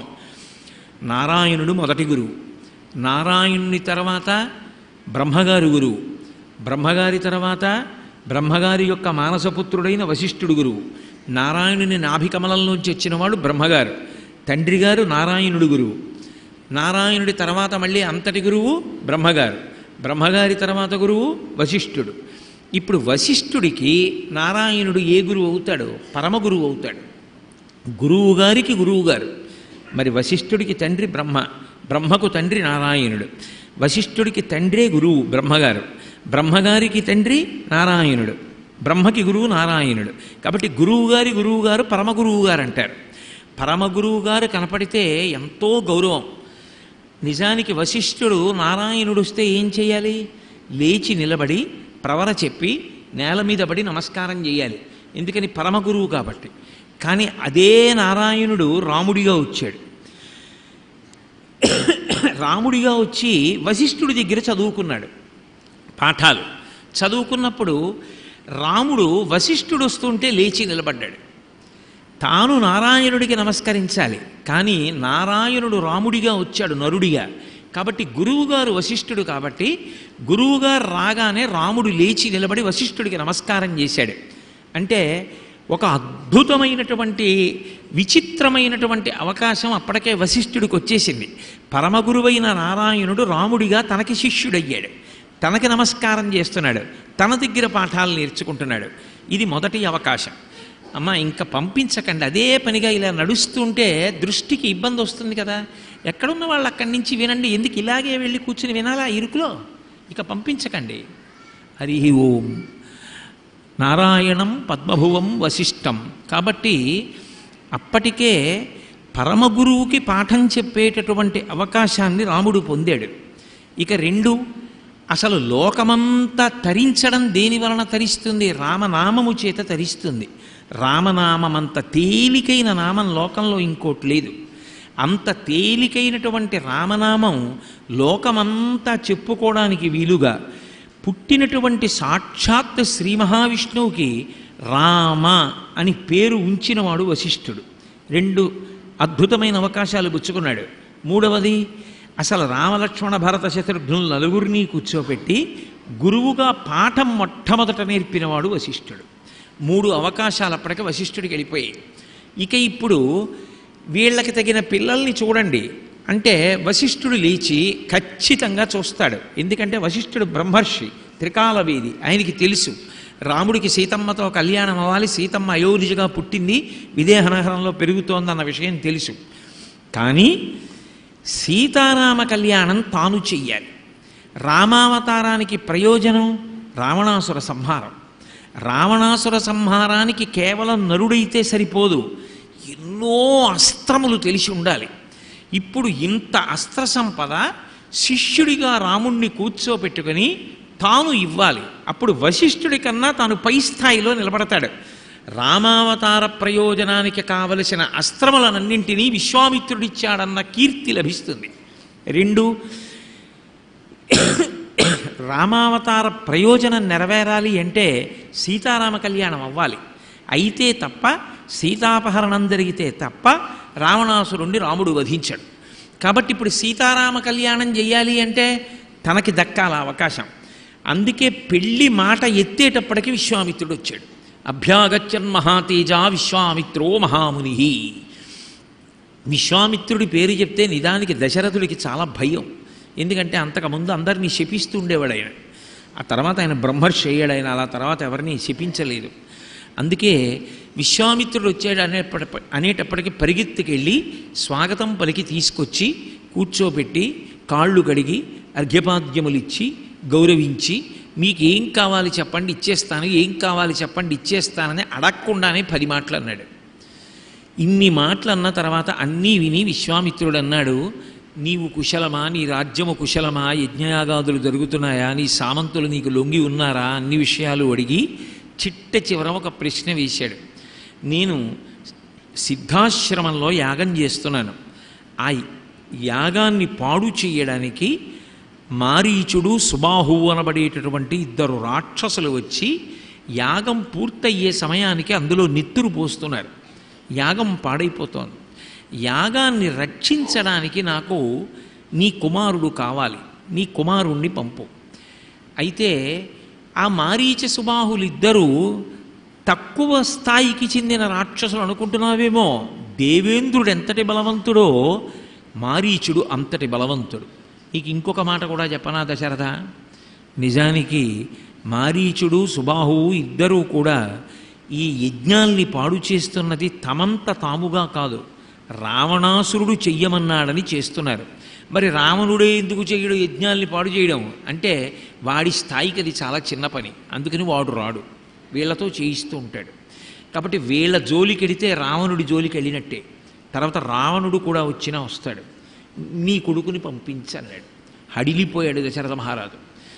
60,000 సంవత్సరముల వయస్సు నిండిపోయిన తర్వాత పిల్లలు లేక బెంగ పెట్టుకుని అశ్వమేధయాగం చేసి పుత్రకామీష్టి చేస్తే లేక పుట్టిన కొడుకు, వాణ్ణి నీతో యుద్ధానికి పంపించనా? ఊనషోడశ వర్షో మే రామో రాజీవలోచన నయుద్ధయోగ్యతామస్య పశ్యామి సారాక్షసై. 16 వర్షములు 16 ఏళ్ళు కూడా పూర్తిగా నిండలేదు. అటువంటి వాణ్ణి నీతో యుద్ధానికి పంపనా? అందులో అటువంటి మారీచ సుబాహులతోట నేనే చెయ్యలేని వాళ్లతో యుద్ధం. కాబట్టి నన్ను మన్నించు, నేను నా కొడుకుని పంపను, నేను కూడా రాను. నువ్వు ఇంకొక మార్గాన్ని దేన్నైనా అన్వేషించు, నా వల్ల అయ్యే పని కాదన్నాడు. నిజానికి వెంటనే లేచి విశ్వామిత్రుడు క్షమించాలి. కానీ ఆయన అన్నాడు, యదీదంతే క్షమం రాజన్ గమిష్యామి యథాగతం మిథ్యాప్రతిజ్ఞ కాకుత్సా సుఖీభవ సభాంధవ అన్నాడు. నేను అడగకుండానే నీకేం కావాలి ఇస్తానని నా వెంటపడి మాట ఇచ్చి నేను అడిగిన తరువాత మాట నిలబెట్టుకోలేక చెయ్యవలసిన దాన్ని చెయ్యలేక ముఖం తిప్పుకున్నవాడా, మాట నిలబెట్టుకోలేనివాడా, నువ్వు శాశ్వతముగా జీవించదవుగాక అన్నాడు. అంటే నిజానికి శపించాడా? లేదు, ఆయన బ్రహ్మర్షి అయిపోయాడు. అందుకే ఇప్పుడు ఎవరిని శపించాడు. మాట తప్పినవాడా, నువ్వు అలాగే చిరంజీవిగా హాయిగా దీర్ఘాయుష్మంతుడవై బ్రతుకు అని ఆశీర్వచనం చేశాడు. చేసి వెళ్ళిపోతూ ఒక మాట అన్నాడు, నేను నీ కొడుకుని అడిగాను. ఎటువంటి కొడుకుని అడిగాను అంటే కాకపక్ష్మధరం శూరం జ్యేష్టం దదామ్యహం అన్నాడు. కాకపక్ష్మధరం, నీ కొడుకుది జులపాల జుత్తు. ఆ జుత్తు ముఖం మీద పడితే భలే అందంగా ఉంటాడు రాముడు. అక్కడ పట్టుకున్నారు త్యాగరాజస్వామి. త్యాగరాజస్వామి రామాయణం చదవడానికి మనం రామాయణం చదవడానికి అక్కడ ఉంటుంది తేడా. అందుకే త్యాగరాజస్వామి కీర్తన పాడేటప్పుడు, త్యాగరాజస్వామి కీర్తన నేర్పేటప్పుడు రామాయణంలో సందర్భాన్ని బాగా చదివి త్యాగరాజస్వామి వారి యొక్క హృదయం తెలుసుకుంటే ఆ కీర్తన చేసేటప్పుడు ఎంత పరవశం కలుగుతుందో. అందుకని కాకపక్ష్మధరం, ఆ నుదుటి మీద వెంట్రుకలు పడుతున్నప్పుడు అందంగా ఉంటాడే. జ్యేష్టం, నీ కొడుకులలో పెద్దవాడు. శూరం, మహాశూరుడు. ఆ పిల్లాన్ని నాకు ఇయ్యి, వాణ్ణి తీసుకెడతాను. కొడుకునిమ్మన్నానని నలుగురిలో ఒకడినిస్తావేమో, పెద్దవాడే నాకు కావాలి అని ఒక మాట అన్నాడు. నీ దృష్టిలో రాముడంటే నీ కొడుకు, మా దృష్టిలో రాముడంటే వీరు. మాకు తెలుసు రాముడెవరో, నీకు తెలియదు రాముడెవరో. అందుకని కొడుకు కొడుకు కొడుకని వెర్రెక్కిపోతున్నావు. మాకు తెలుసు, నాకే కాదు వశిష్ఠుడికి తెలుసు, సభలో ఉన్న ఋషులకు తెలుసు అన్నాడు.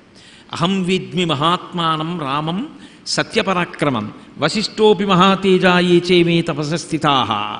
నాకే కాదు వశిష్ఠుడికి ఋషులకి తెలుసు. ఎందుకు పైకి అనడం?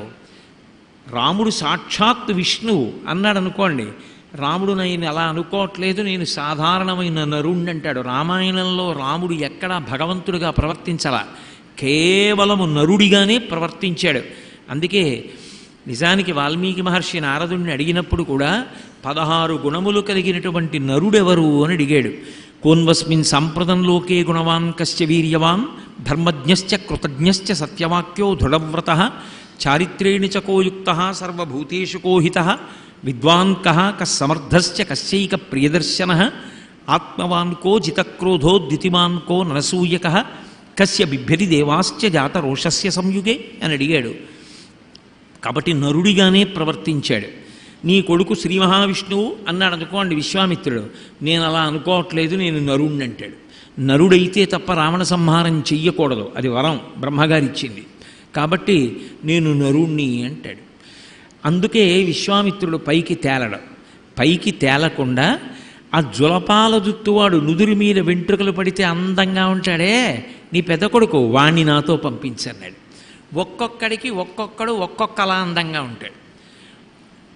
విశ్వామిత్రుడికి రాముణ్ణి చూసినప్పుడు ఎటువంటి బాలరాముణ్ణి చూసి సంతోషిస్తాడంటే, ఆ వెంట్రుకలు నుదుటి మీద పడితే ఎంత అందంగా కనపడతాడో విశ్వామిత్రుడికి. చూడండి, ఒక్కొక్కళ్ళు పిల్లాడికి ఓ పంచె కట్టి ఎంత బాగున్నాడో పంచె కట్టుకుంటే అంటారు, ఓ కుర్తా వేసి ఎంత బాగున్నాడో కుర్తా వేస్తే అంటారు, ఏదో వాడికి ఓ నిక్కర్ వేసుకుంటే ఎంత బాగున్నాడు అంటారు, ఓ ప్యాంట్ వేస్తే ఎంత బాగున్నాడు అంటారు.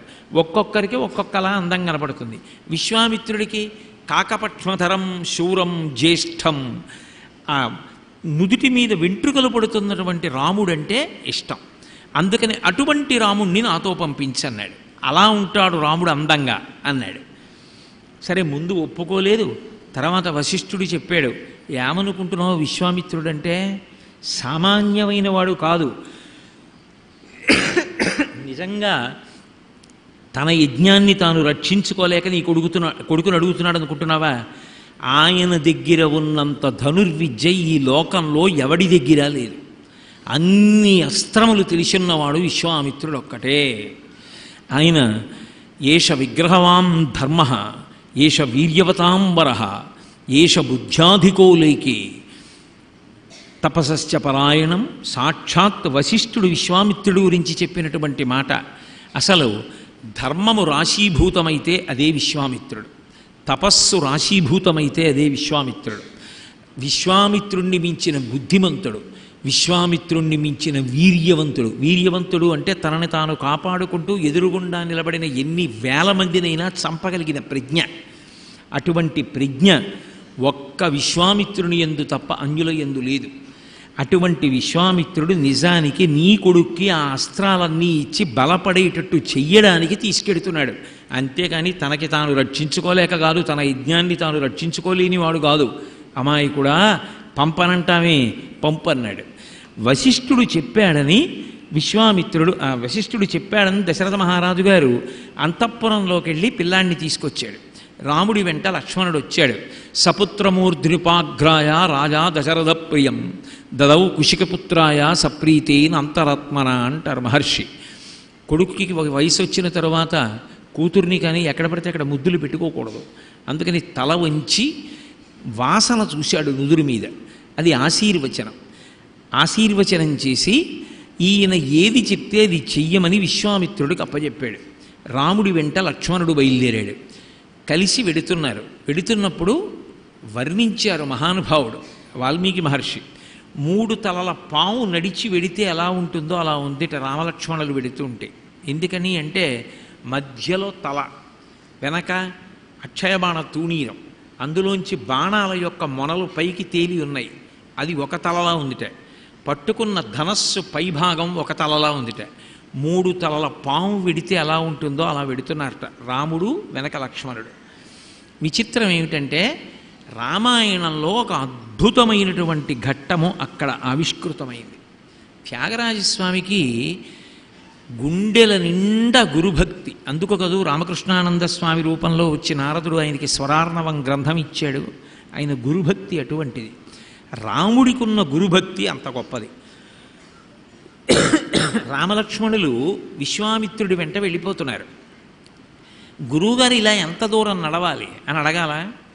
వాళ్ళు ఏం అడగట్లేదు. గురువుగారితో కలిసి వెళ్ళడం కన్నా అదృష్టం ఈ లోకంలో ఇంకొకటి లేదు. గురువుగారితో వెడుతున్నాను చాలు. ముందు విశ్వామిత్రుడు నడుస్తున్నాడు, వెనక రాముడు నడుస్తున్నాడు, వెనక లక్ష్మణుడు నడుస్తున్నాడు. నడిచి వెళ్ళిపోయారు.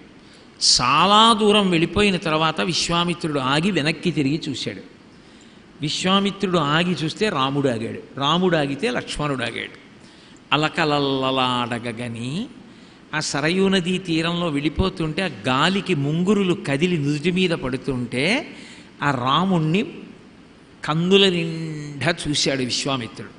చూసి వెంటనే అన్నాడు, ఎంత గురుభక్తిరా రామా, ఎక్కడికెడుతున్నాం గురువుగారు అని కూడా అడగకుండా నా వెంట ఇంత దూరం నడిచి వచ్చావా? ఇంతకాలం దశరథ మహారాజు గారి పెద్ద కొడుకువై భోగాలలో ఉన్నావా? గురువుగారితో వెళ్ళేటప్పుడు ప్రశ్నలు కూడా అడగకూడదని నడిచి వచ్చేసావా అని మనసులో సంతోషపడిపోయి, గురువు సంతోషిస్తే ఏమి ఇవ్వలేడు? రామకృష్ణానంద స్వామి సంతోషిస్తే త్యాగరాజస్వామి వారిని ఎంత గొప్ప వాగ్గేయకారుణ్ణి చేశారు, స్వరార్ణవం ఇవ్వలా? అందుకే గృహాణవత్సలిలమ్మా భూత్కాలస్య పర్యయ మంత్రగ్రామం గృహాణత్వం బలాం అతిబలాంస్తథా. ఓ రామ ఆచమనం చెయ్యి అన్నారు. కూర్చుని ఆచమనం చేశాడు. బల అతిబల అని 2 బ్రహ్మాండమైనటువంటి విద్యల్ని రాముడికి ఇచ్చేశాడు. అవి 2 ఉపదేశం చేశాడు.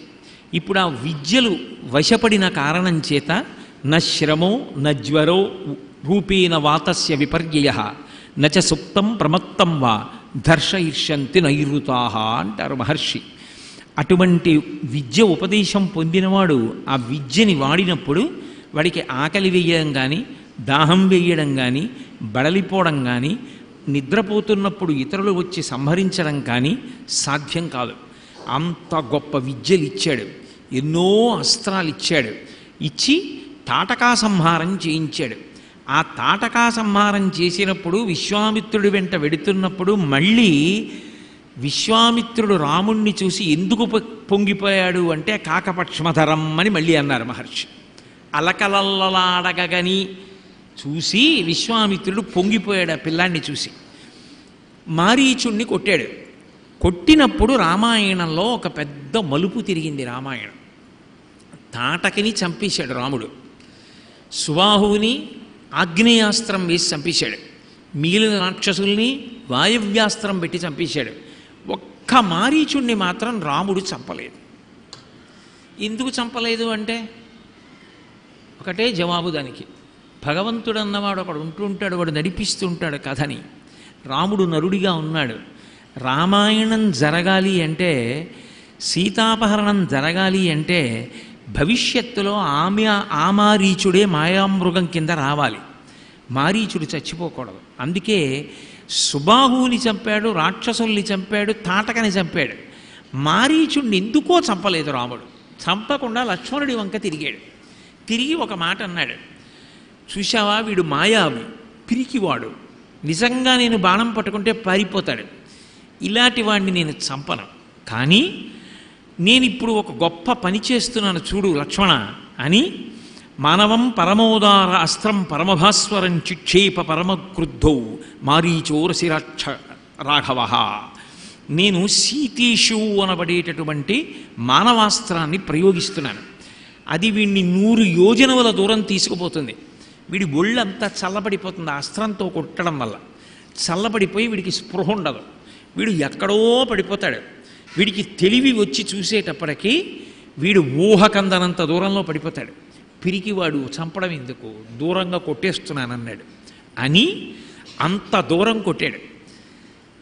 రాముడు ఎందుకో కొట్టకుండా, చంపకుండా మారీచుణ్ణి దూరంగా కొట్టి వదిలేశాడు. రాముడికి ఆ సమయంలో ఆ బుద్ధి ఎందుకు పుర్రెలోకి వచ్చిందో తెలుసున్నవాడు విశ్వామిత్రుడు ఒక్కడే. అందరినీ చంపిన రామా, మారీచుణ్ణి చంపకూడదన్న బుద్ధి నీకెందుకు పుట్టిందో నాకు తెలుసు. భగవంతుడు అలా ప్రచోదనం చేశాడు. వాడు చచ్చిపోతే రేపు సీతాపహరణానికి మాయామృగాన్ని సృష్టించేవాడు లేడు. అందుకని నీ బుద్ధిలో వాడిని చంపకూడదన్న ఆలోచన పుట్టింది. అందుకని మారీచుని మదమణచే వేళ చంపకుండా దూరంగా కొట్టి వదిలేశాడు. 100 యోజనముల అవతల పడిపోయాడు మారీచుడు. పడిపోయినవాడు విచిత్రం ఏమిటో తెలుసా? ఆనాటి నుండి వాడికి రాముడంటే హడల్. వాడిగా ఎప్పుడు రాముడిని చూడడానికి రాల. ఒకసారి తిన్నాడు దెబ్బ. రామాయణంలో సాధారణంగా రాముడి బాణానికి ఎదురు నిలబడి బ్రతికినవాడు కనపడ్డ మీకు రామాయణంలో. అలా బతికినవాడు ఎవడైనా ఉంటే మారీచుడు ఒకటే. ఒక మాట కాదు, 2 మాటలు. అది విచిత్రం. వాడు మళ్ళీ రాముణ్ణి చూడడానికి రాలేదు. కానీ రావణాసురుడు మారీచుడి దగ్గరికి వెళ్ళాడు ఒకసారి. వెళ్ళి ఈ మాయామృగ రూపాన్ని పొందు సీతమ్మని ఆకర్షించు, నేను సీతమ్మని అపహరిస్తాను, లక్ష్మణుడు దూరంగా వెళ్ళిపోతాడన్నాడు. అంటే ఓ మాట చెప్పాడు మారీచుడు, నువ్వు ఎవరి జోలికి ఎడుతున్నావో తెలుసా? రాముడి జోలికి ఎడుతున్నావు. నేను ఎప్పుడు చూశానో తెలుసా రాముణ్ణి? ఏకవస్త్రధరో ధన్వీసికి కనకమాలయ. చాలా చిన్న పిల్లాడు, బ్రహ్మచారి, ఇంకా కొత్తగా యుద్ధాలు చేస్తున్నాడు. అప్పుడే చంపాడు మా అమ్మ తాటకని. విశ్వామిత్ర యాగ సంరక్షణం కోసం వచ్చాడు. ఏకవస్త్రధరు, బ్రహ్మచారి కదా, ఒక్క బట్టే కట్టుకున్నాడు. సిఖి, పిలక ముడేసుకుని ఉన్నాడు. కనకమాలయ, మెళ్ళో వాళ్ళ నాన్నగారు ఇచ్చిన బంగారం పూసల మాలోటి వేసుకున్నాడు. చాలా చిన్న పిల్లాడు. అప్పుడు కొట్టాడు నన్ను. అప్పుడు కొడితే ఇప్పటి వరకు నేను మళ్ళీ రాముడి పేరు ఎత్తలేదు. అందుకని మారీచుని మదమణచేవేళ ఎంత గొప్పగా పడిందో చూడండి. బ్రహ్మచారిగా బాలరాముడు ఆ కొడుతున్నప్పుడు అలకలల్లలాడగని ఆ రాణ్ముని ఇటు పొంగెను. నేను దిద్దిన రాముడు నేనిచ్చిన అస్త్రాలతో అలా కొట్టాడు అని మారీచుడు రావణాసురుడితో ఒక మాట చెప్పాడు. కళత్రాణిచి సౌమ్యాని మిత్రవర్గం స్తథైవచ యదీచ్ఛసి చిరంభోక్తం మాకృధా రామవిప్రియం. నీకంతమంది భార్యలున్నారు, కాంచనలంకుంది, పుష్పక విమానం ఉంది, హాయిగా భోగాలు అనుభవించు. రాముడి జోలికి వెళ్ళావో నువ్వు కాదు, నువ్వు, నీ భార్యలు, నీ పిల్లలు, నీ సైన్యం సమస్తం నశించిపోతాయి. రాముడి జోలికి మాత్రం వెళ్ళకు. నీ చెప్తున్నా విను. రాముడి పరాక్రమం ఏమిటో నాకు తెలుసని చెప్పాడు. చెప్పడం కాదు, అక్కడే ఒక అద్భుతం చెప్పాడు. అందుకే రామాయణంలో రాముడి చేతిలో దెబ్బతిని అలా మారిన రాక్షసుడు రామాయణం మొత్తం మీద ఇంకొకడు లేడు. అది మారీచుడు ఒక్కడే. ఎంత పట్టుకున్నారో చూడండి త్యాగరాజస్వామి. అది త్యాగరాజస్వామి వారి కీర్తన అంటే అలా ఉంటుంది. మళ్ళీ రామాయణంలో బాలకాండ అయిపోయింది, అయోధ్యకాండ అయిపోయింది, అరణ్యకాండ వచ్చేసింది. రాముడు సీతమ్మతో లక్ష్మణస్వామితో కలిసి అరణ్యవాసం చేస్తూ పర్ణశాలలో కూర్చుని ఉన్నాడు. ఈ మారీచుడు చూశాడు. ఎప్పుడో చూశాను బ్రహ్మచారిగా, ఇప్పుడు ఈ పిల్లాడికి పెళ్ళైపోయింది, అరణ్యవాసానికి వచ్చాడు, నారచీరలు కట్టుకుని ఉన్నాడు. బహుశా ఇప్పుడు మనం ఏం చేయలేడేమో, వెళ్ళి సంహరిద్దామని పాతపగ దృష్టిలో పెట్టుకుని ఇంకో 2 రాక్షసుల్ని పిలిచాడు, ఎందుకైనా మంచిదని. ఆ 2 కూడా తీసుకుని రాముడు అక్కడ కూర్చుని ఉండగా విశేషమైన వేగంతో రాముడి మీదగా పరిగెడుతున్నారు. ఏదో పని చేసుకుంటున్న రాముడు యథాలాపంగా ఇలా చూశాడు వస్తున్న 3. వెంటనే ధనస్సు చేత్తో పట్టుకుని 3 బాణాలు తీసి, ఆయన ఏం కంగారు పడలేదు, కంగారు పడకుండా 3 బాణములు తీసి విడిచిపెట్టాడు. మారీచుడికి తెలుసు రాముడి బాణం దెబ్బ ఎలా ఉంటుందో. అందుకని వెంటనే వెనక్కి తిరిగి విశేషమైన వేగంతో పారిపోయాడు. 2 బాణాలు మాత్రం ఏమయ్యాయంటే, 3 బాణాలు వేస్తే ఒకటి మారీచుడిని తరివింది, 2 2 రాక్షసుల గుండెల్లో గుచ్చుకుని 2 అక్కడే చచ్చిపోయారు. అప్పుడు పారిపోయి వచ్చేసాను రావణ. అప్పుడు పారిపోయి వచ్చేసిన వాడిని నువ్వు నమ్ము, ఆనాటి నుంచి ఈనాటి వరకు నేను గుహ దాటి బయటికి వెళ్ళను. ఎందుకు వెళ్ళనో తెలుసా? ఒక్కటే కారణం. నేను ఎప్పుడైనా గుహలోంచి బయటికి వెళ్ళాను అనుకో, వృక్షే వృక్షే చ పశ్యామి చీరకృష్ణాజినాంబరం పాశహస్తమివాంతకం గృహీత ధనుషం రామం పాశహస్తమివాంతకం.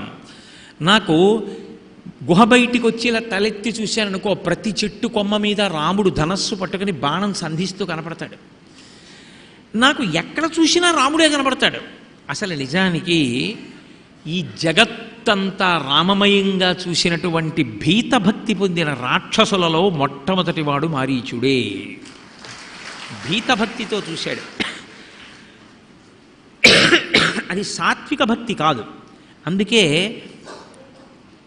జగమంతా రామమయం, ఈ జగమంతా రామమయం అని చూశానని చెప్పడానికే వృక్షే వృక్షే చ పశ్యామి చీరకృష్ణాజినాంబరం.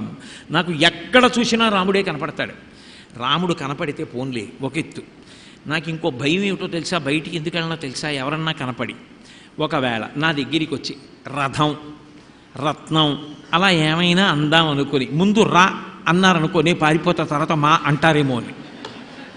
రకారాదీని నామాని రామత్రస్తస్య రావణ రత్నాని చ రథాశ్చైవ విత్రాసజనయింతిమే అన్నాడు. నా దగ్గరికి వచ్చి రా అంటే చాలు నేను పారిపోతాను. ఆ తర్వాత మా అంటారేమో అని నాకు భయం. ఆయన దగ్గరికి నేను వెళ్ళినా మోసం చేయడానికి అని రావణాసురుడితో అడిగాడు. అంటే ఒక్కసారి కొడితే అంత దూరంలో పడ్డాడు. మళ్ళీ 2 గంటల తర్వాత వచ్చాడు. మళ్ళీ ఇంకోసారి కొడితే అసలు బయటికి రావడం అనేసి గుహలోపడి ఉన్నాడు. అది ఏమైందో తెలుసా? ఆఖరికి ఆ భీతభక్తిలో ఎప్పుడూ రాముణ్ణే రాముణ్ణే రాముణ్ణే రాముణ్ణే చూసేసి చూసేసి చూసేసి చచ్చిపోయే ముందు ఎదురుగుండా రాముడు కనపడి కొట్టాడు కదా బాణం పెట్టి మృగరూపంలో ఉంటే. ఆ రాముణ్ణి చూడ్డంలో రాముణ్ణే చూసి చూసి రాముణ్ణే తలచి తలచి రాముడి కంఠం మారీచుడికి వచ్చేసేది. భక్తితో ఉపాసన చెయ్యగా చెయ్యగా చెయ్యగా భగవద్రూపం భక్తుడికి వచ్చి సారూప్య మోక్షం అంటారు. అలా అయిపోయినట్టే రామకంఠం మారీచుడికి వచ్చేసింది. అంటే 2 కాండలలో కనపడితే రాముడెవరో వాడికి అర్థమైంది. బాగా అర్థమై అసలు రామాయణం 24,000 శ్లోకాలలో రాముడెవరో చెప్పినవాడు మారీచుడు ఒక్కడే. దశరథుడు కాదు, సీతమ్మ కాదు, హనుమ కాదు, లక్ష్మణ భరత శత్రుఘ్నులు కారు, ఎవ్వరూ కాదు. రాముడెవరో చెప్పండి అంటే ఇప్పటికీ మనందరం ఎవరు చెప్పిన శ్లోకం చెప్తామంటే మారీచుడు చెప్పిన శ్లోకం చెప్తాం. రామో విగ్రహవాం ధర్మ సాధు సత్యపరాక్రమ రాజా సర్వస్య లోకస్య దేవానాం ఇవ వాసవ. ఈ శ్లోకం చెప్పినవాడు మారీచుడు చెప్పాడు. రాముడంటే ధర్మము రాశీభూతమైతే అదే రాముడు అని చెప్పాడు. అంతగా రాముడి గురించి అర్థమైంది. అంటే మారీచుని మదమణచే వేళ అలా బాణప్రయోగం చేసేటప్పుట త్యాగరాజస్వామి ఇంకో మాట అన్నారు. చెలువు మీరగను అంత అందంగా యుద్ధం చేస్తారట. అదేమిటి? ఎవడైనా ఏదో బొమ్మ గీస్తుంటే అందంగా గీశారండి అనొచ్చు. ఏదో ఆయన చక్క మెళ్ళలో హారాలు వేసుకుని ఓ ఉన్నతాసనం మీద కూర్చుని ఉంటే ఆయన చక్కగా కూర్చున్నాడండి మహారాజు అనొచ్చు. అంతేగాని యుద్ధం చేసేటప్పుడు కోపంగా ఉండి బాణాలు పట్టుకుని అవతల వాడిని కొడుతుంటే అందంగా ఉంటారా? కానీ రాముడి గొప్పతనం ఏమిటో తెలుసా? మిగిలిన యోధులలోనూ లేని గొప్పతనం ఒక్క రాముడిలోనే కనపడుతుంది.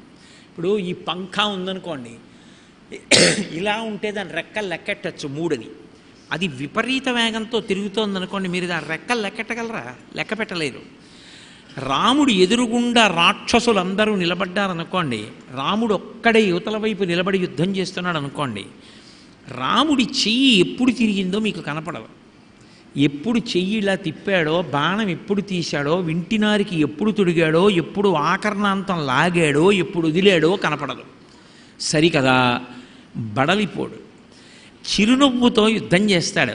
అసలు అలా యుద్ధం చేసినటువంటి రాముడి యొక్క అందాన్ని చూసి మోజుబడి మనసు పారేసుకున్నది శూర్పణఖ. రామాయణంలో రాముడి యుద్ధం చూసి మోజు పడ్డారు చాలామంది. అందుకే అది చూసి ఆశ్చర్యపోయింది. ఎదురుగుండా ఉన్న వాళ్ళ యొక్క తలలు తెగిపోవడాన్ని బట్టి రాముడు వేస్తున్నాడు బాణాలని చెప్తారు తప్ప చెయ్యి బాణం అవేం కనపడవిహ. అందుకంటాడు గోపరాజు గారు, యుద్ధం వచ్చిందనుకోండి అసలు ఆ భుజాలు కదులుతుంటే అవి తాండవం చేసినట్టు ఉంటాయిట. బండన భీముడు అర్థజన బాంధవుడుజ్వల బాణతూణ కోదండ కళాప్రచండ భుజతాండవ కీర్తికి రామమూర్తికి 2వ సాటి దైవమికలేడనుచున్ గడకట్టి భేరికాడండడండ నిడదంబుల జండము నిండ మత్త వేదండము నిక్కి చాటదను దాశరథి కరుణాపయోనిధి అంటాడు. 14,000 మంది కరదూషణాది రాక్షసుల్ని ఒక్క రాముడే పడగొట్టేశాడు. అంతటి యోధాన యోధుడు. అటువంటి వాడు మారీచుణ్ణి కొడుతున్నప్పుడు చెలువు మీరగను మారీచుని మదమణచే వేళ అలకలల్లలాడగని ఆ రాణ్ముని ఇటు పొంగెను. నేనిచ్చిన అస్త్రబలం ఇవాళ మారీచుడిని కొట్టాడు, రేపు రావణుణ్ణి కొడతాడు. లోకంలో రాక్షసులు లేకుండా తుడిచిపెట్టేయడానికి వచ్చాడు. ఆయన నారాయణుడు, చంపగలడు, కానీ సుదర్శనం పట్టుకోడు రాముడిగా. ఇప్పుడు రాముడికి కావలసినటువంటి సమస్తమైన అస్త్ర విద్య నేను ఇచ్చాను గురువుగా. నేను గురువుగా ఇస్తే రాముడు అలా చంపుతుంటే నాకెంత సంతోషం అని రాముడి ముఖం మీద అలకలల్లలాడగని నేనిచ్చిన విద్య అని గురువుగారు ఎంత పొంగిపోయాడో ఆ శిష్యుణ్ణి చూసుకొని. రామకృష్ణానంద స్వామి ఎంత పొంగిపోయారో త్యాగరాజస్వామిని చూసుకుని, శొంఠి వెంకటరమణయ్య గారు ఎంత పొంగిపోయారో త్యాగరాజస్వామిని చూసుకుని, త్యాగరాజస్వామి ఎంత పొంగిపోయారో తన శిష్యుల్ని చూసుకుని గురు శిష్య సంబంధం యొక్క గొప్పతనాన్ని చెప్తున్నారు త్యాగరాజస్వామి. కాబట్టి అలకలల్లలాడగని ఆ రాణ్ముని మనము ఎంత రాణ్ముని మనసు ఎంత పొంగెనో. ఎప్పుడు అంటే చెలువు మీరగను మారీచుని మదమణచేవేళ ఒకటోసారి. అప్పుడు పక్కనే ఉన్నాడుగా విశ్వామిత్రుడు, యజ్ఞం చేస్తున్నాడు, చూశాడు. రెండవసారి ఎప్పుడు అంటే రెండో సందర్భం చెప్తున్నారు. ఒకటి రావణ సంహారానికి కావలసినటువంటి సమస్తమైన అస్త్ర విద్యలన్నిటినీ విశ్వామిత్రుడు రాముడికిచ్చి అవి ఉపయోగించి మారీచుడిని పడగొడుతుంటే చూసి వీడు రావణుడిని కూడా పడగొట్టేస్తాడని ధైర్యానికి వచ్చేసిన సంతోషించినటువంటి విశ్వామిత్రుడు అలకలల్లాడగని పొంగిపోయినటువంటి స్థితి, గురువు యొక్క ఆనందం. రెండోది, ఇప్పుడు అసలు రామాయణంలో అవతార ప్రయోజనం పూర్తవ్వాలంటే రాముడు శ్రీరాముడు అవ్వాలి, అంటే సీతారాముల యొక్క వివాహం జరగాలి. సీతారాముల వివాహం జరగడానికి ఒక పెద్ద ఇబ్బంది ఉంది. ఏమిటి ఆ ఇబ్బంది అంటే శివధనస్సును ఎత్తినవాడికే పిల్లనిస్తానన్నాడు జనకుడు. ఇప్పుడు మీరు రాముడితో ఆ మాట చెప్పారనుకోండి, రాముడు అంటాడు, రాముడు ధర్మాత్ముడు, ఆయన అంటాడు నాకు ఎవరు భార్యగా ఉండాలో మా నాన్నగారు చెప్పాలి తప్ప ఊళ్ళో వాళ్ళకి ఎందుకండి, పైగా నేను ధనస్సెత్తడం ఏమిటి, ఆయన పిల్లనివ్వడం ఏమిటి, నేను పెళ్లి చేసుకోవడం ఏమిటి, మా నాన్నగారు చెప్పాలి నాకు ఎవరు భార్యో, అందుకు నేను చేసుకోనంటాడు. గురువుగారంతటి వాడు అలా అనిపించుకుంటే ఏమైనా గౌరవం ఉంటుందా? ఉండదు. అందుకే విశ్వామిత్రుడు ఎంత తెలివితేటలుగా వ్యవహరించాడంటే సీతారామ కళ్యాణం చేసిన వాడు విశ్వామిత్రుడన్న కీర్తి తనకి రావాలి. అందుకే సిద్ధాశ్రమంలో యజ్ఞం పూర్తయిపోయాక నేను జనకుడి దగ్గరికి ఎడుతున్నాను. అక్కడ శివధనస్సు అని ఒక ధనస్సు ఉంది, అద్భుతమైన ధనస్సు, అది పరమశివుడు పట్టుకున్న ధనస్సు. అక్కడ యజ్ఞం జరుగుతోంది, వెడుతున్నానన్నాడు. అంటే మరి క్షత్రియులు, రాజులు, వాళ్ళకి ధనస్సు చూడాలని ఉంటుందా ఉండదా? ఓ యజ్ఞం చేసిన వాడికి శృక్కు స్రవం అంటే ఇష్టం, ఓ ప్రవచనం చేసేవాడికి రామాయణ వ్యాఖ్యాన గ్రంథాలు ఏమైనా దొరికాయి అనుకోండి ఒకసారి తిప్పి చూస్తాడు సంతోషం కొద్దీ. ఓ పురోహితుడికి పంచాంగం అంటే ఇష్టం, ఓ చదువుకునే పిల్లాడికి కలం అంటే ఇష్టం, ఓ శిల్పాలు చెక్కేవాడికి ఊలంటే ఇష్టం, మహారాజులకు ధనస్సులంటే ఇష్టం. కాబట్టి శివధనస్సు అక్కడ ఉందంటే చూడడానికి ఎడతాడా వెళ్ళడా? కాబట్టి రామలక్ష్మణులు ఇద్దరూ గురువుగారితో వెళ్ళారు. వెళ్ళిన తర్వాత అబ్బాయి ఈ ధనస్సు ఎత్తితే నీకు పిల్లనిస్తారా, సీతమ్మ చాలా గొప్పది అన్నాడు అనుకోండి విశ్వామిత్రుడు. గురువుగారిది మా నాన్నగారు చూడవలసిన విషయం కదా అన్నాడు అనుకోండి రాముడు, విశ్వామిత్రుడు పరువు ఏమైపోతుంది? అందుకే పైకి అనడు విశ్వామిత్రుడు, ఎంత గౌరవాన్ని నిలబెట్టుకున్నాడో. కానీ కళ్యాణం జరగాలి. అందుకే తెలివితేటలుగా ఏం చేశాడంటే మాట్లాడేసి ఏదో ఆ జనకుడితో మాట్లాడినట్టు మాట్లాడి ఏ తద్దర్శయ భద్రం తే కృతకామలు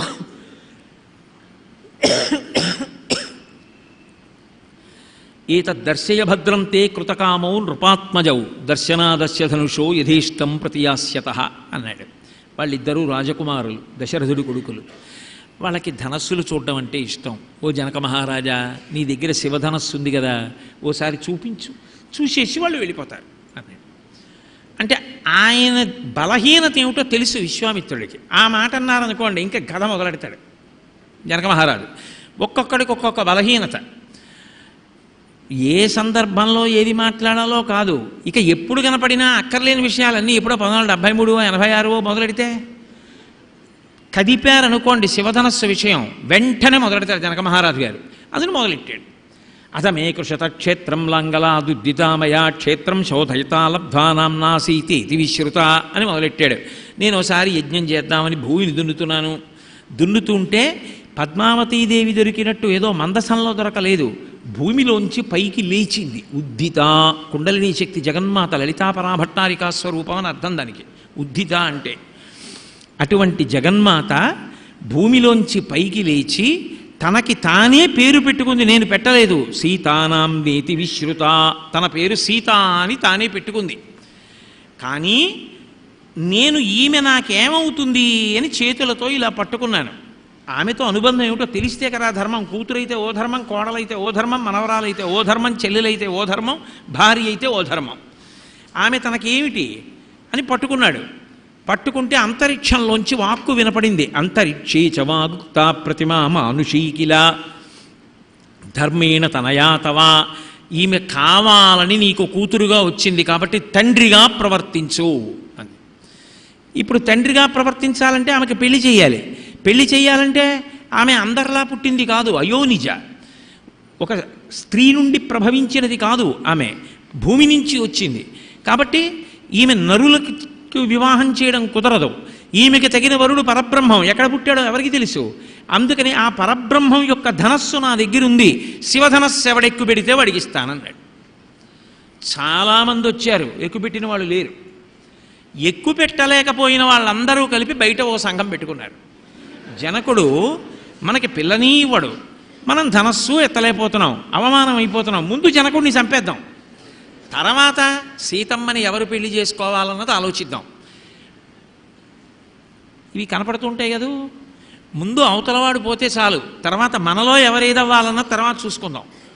కాబట్టి జనక మహారాజు గారు ముందు చనిపోతే చాలు, ఆ తర్వాత మనలో ఎవరు సీతమ్మని చేసుకోవాలో తర్వాత చూసుకుందాం అని నిర్ణయానికి వచ్చి జనకుడి మీద యుద్ధానికి వచ్చారు.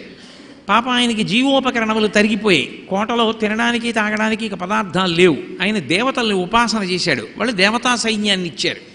ఆయన బయట వాళ్ళందరినీ ఓడించాడు. అప్పటి నుంచి శివధనస్సు ఎత్తినవాడు లేడు, సీతమ్మకి వివాహం అవ్వలేదు. ఆ శివధనస్సు ఇది. ఈ శివధనస్సు విశ్వామిత్ర మహర్షి నువ్వు ఈ పిల్లలకి చూపించమంటున్నావు, చూపిస్తాను. చూపించిన తరువాత యద్యస్య ధనుషో రామ కుర్యాదారోపణం మునేహే సుతాం అయోనిజాం సీతాం దద్యాం దశరథేరహం. అది జనక మహారాజు గారి యొక్క గొప్పతనం. తీరా చూపించిన తర్వాత రాముడు వచ్చి నేను ఎత్తుతానన్నాడు అనుకో, ఎత్తాడనుకో, తప్పకుండా నేను ఈ పిల్లనిచ్చి పెళ్లి చేస్తా. ఎవరా పిల్ల? సుతాం అయోనిజాం సీతాం. అయోనిజ భూమిలోంచి వచ్చింది, నా కూతురు. నేను ఆమెని కన్యాదానం చేస్తాను. అదేమి నాన్నగారు అందో, నా కూతురికి నేనంటే అంత ప్రేమ, నీ చెప్పిన మాట వింటుంది, నేను కన్యాదానం చేస్తాను. సరేనా? అక్కడ వరకు బాగానే ఉంది రామాయణం. అక్కడే ఓ అనకూడని మాట అన్నాడు జనకుడు. క్వగతిర్మానుషానాంచ ధనుషాస్య ప్రపూరణే ఆరోపణే సమాయోగే వేపనే తోలనేపివా అన్నాడు. మహామహులు శివధనస్సు ఎత్తలేకపోయారు. నరుడు మనుష్యుడు ఈ రాముడు ఎత్తుతాడా? ఏదో చూపించమన్నావు కాబట్టి చూపిస్తున్నాను అన్నాడు. 5,000 మంది యోధులు 8 చక్రాలు ఉన్నటువంటి మంజూష పెట్టెని లాక్కొచ్చారు సభలోకి. ఆ పెట్టె విప్పితే అందులో ఉంది శివధనస్సు. ఇప్పుడు విశ్వామిత్రాస్తు ధర్మాత్మా శ్రుత్వా జనకభాషితం వత్సరామధనుపశ్య ఇతి రాఘవమబ్రవీత్. అది పట్టుకున్నారు త్యాగరాజస్వామి. దశరథుడు చెప్పిన మాటలన్నీ విన్నాడు. విశ్వామిత్రస్తు ధర్మాత్మ, ధర్మాత్ముడైన విశ్వామిత్రుడు. చూడవాయ్, ఎవరు ఎక్కువ పెట్టలేకపోయారట, నువ్వు ఎక్కువ పెట్టి పెళ్ళైపోతుంది నీకు సీతమ్మతో అన్నాడు అనుకోండి. గురువుగారు అదేం మాట, మా నాన్నగారు కదా చెప్పాలి అన్నాడు అనుకోండి, పరువు ఏమవుతుంది విశ్వామిత్రుడిది. అందుకే విశ్వామిత్రుడు మహాగంభీర స్వభావం, బయటపడడం. కానీ సీతారామ కళ్యాణం జరగాలి. అందుకే విశ్వామిత్రస్తు ధర్మాత్మ శ్రుత్వా జనకభాషితం. జనకుడు చెప్పిన మాట విన్నాడు, ఇలా తిరిగాడు, అలా నిలబడి ఉన్నాడు రాముడు. గురువుగారు చెప్తే తప్ప ఏ పని చేయడు. వత్సరామ ధనుపశ్య ఇది రాఘవమబ్రవీత్. కనుబొమలు ఇలా పైకెత్తి సంజ్ఞ చేశాడు. రామ చూడు అన్నాడు. అంతే. శివధనస్సు ఎత్తి వింటినారి తొడుగు, పిల్లని పెళ్లి చేసుకో, ఇవన్నీ ఏం చెప్పలేదు విశ్వామిత్రుడు. కనుసైగా చేశాడు. వత్సరామ ధనుపశ్య. వత్సరామ ఎంత ప్రేమతో పిలుస్తాడో. రామ చూడు ధనస్సు అన్నాడు. కనుసైగా చేశాడు. అంటే అదేదో చాటుమాటు అని కాదు, ఆ శ్లోకంలోనే ఆ భావం కనపడుతూ ఉంటుంది కదూ మీకు. నేను అందుకే రామాయణం కనపడుతుందన్నాను. వత్సరామధనుపశ్య అన్నప్పుడు కనుబొమ్మలు మీరైనా ఎత్తుతారా? కనుసైగా చేశాడు. రాముడు గబగబా ధనస్సు దగ్గరికి వెళ్ళాడు, చూశాడు. చాలా బాగుంది గురువుగారు అని వెనక్కి వెళ్ళిపోయాడు అనుకోండి, ఏమైనా బాగుంటుందా? రాజ్యాన్ని ఏలే రాజు కొడుకు ధనస్సును చూసి చాలా బాగుందండి అని వెనక్కి వెళ్ళిపోతాడా? ఏం చేయాలి? గురువుగారు ఒక్కసారి ముట్టుకోవాలందో, ఒకసారి ఎక్కువ పెట్టాలనుంది గురువుగారు, అంటే కదా క్షాత్రం. అందుకని ఆయన అన్నాడు, ఇదం ధనుర్వరం బ్రహ్మం సంస్పృశామి ఇహపాణిన యత్నమామి భవిష్యామి వేపనే తొలనేపివా అన్నాడు. గురువుగారు ఏమి ధనస్సు గురువుగారు, ఇది అద్భుతం, నేను ఎప్పుడు చూడలేదు, చాలా గొప్పగా ఉంది. గురువుగారు మీరు అనుమతిస్తే ముట్టుకుంటా, అవకాశం ఉంటే ఎత్తుతా, ముట్టుకోవచ్చా అన్నాడు. ఎందుకని? పిల్ల కోసం కాదు, తన మర్యాద కోసం, మహారాజ కుమారుడిగా అది మర్యాద. అప్పుడు బాఢమిచ్చేవ తం రాజా మునిశ్చ సంభాషత. జనక మహారాజు గారి గొడవ ఏమిటంటే, అలాగే అంటే ఎత్తలేక ఊరుకుంటాడు, పెట్టి లోపలికి తీసుకుపోతారు, వెళ్ళిపోతాడని ఆయన కంగారు అయింది. ఇలా ఎంతమంది వచ్చారు, ఎంతమంది వెళ్ళిపోయారని అడగపోయినా జనక మహారాజు గారు బాఢం అలాగే అన్నాడు. విశ్వామిత్రుడికి తెలిసి ఎత్తుతాడని, అందుకని బాఢం అన్నాడు. బాఢం అంటే ఏమిటంటే అలాగే అని, బాఢం ఇలా కనుసైగా బాఢం అన్నాడు, ఎత్తు అని అనుజ్ఞనిచ్చాడు. ఆ కనుసైగా తెలిసి గురువుగారు ముట్టుకో నీ సంకల్పము సిద్ధిస్తుంది అని మనసులో అన్నారు అంటే గురువుగారి మాట జరగకుండా ఉండదు, ఎత్తి తీరుతాను.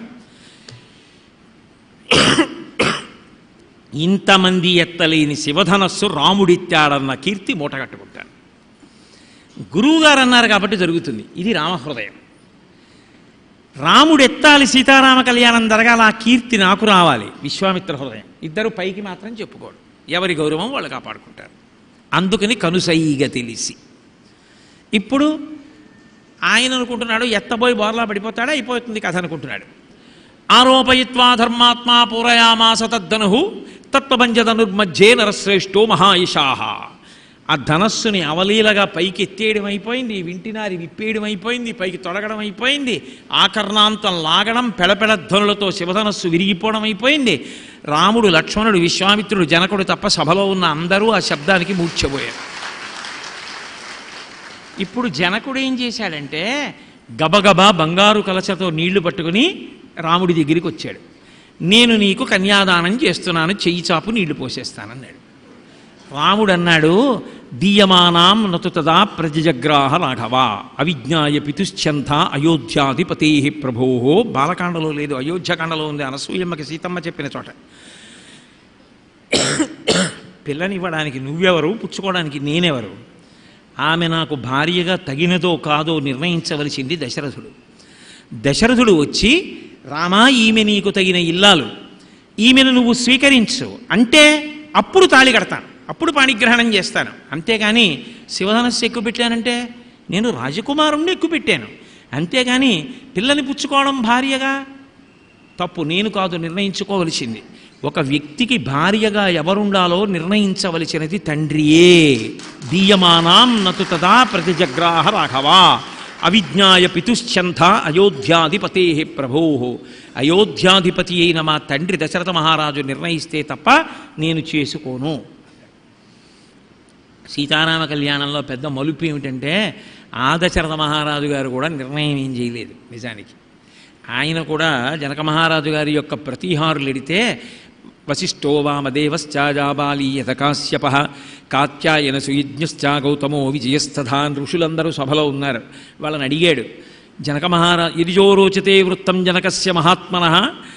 మీకు జనక మహారాజు గారి యొక్క నడవడి ఎటువంటిదో తెలుసా, మనం వియ్యం అందచ్చా అని అడిగాడు. మా భూత్కాలస్య పర్యయ, పెళ్లి విషయంలో ఆలస్యం చేయకూడదు రేపు మాపు అని మీకు తెలుసా చెప్పండి అన్నాడు. అయ్యో జనకుడు చాలా మంచివాడన్నాడు ఋషులు.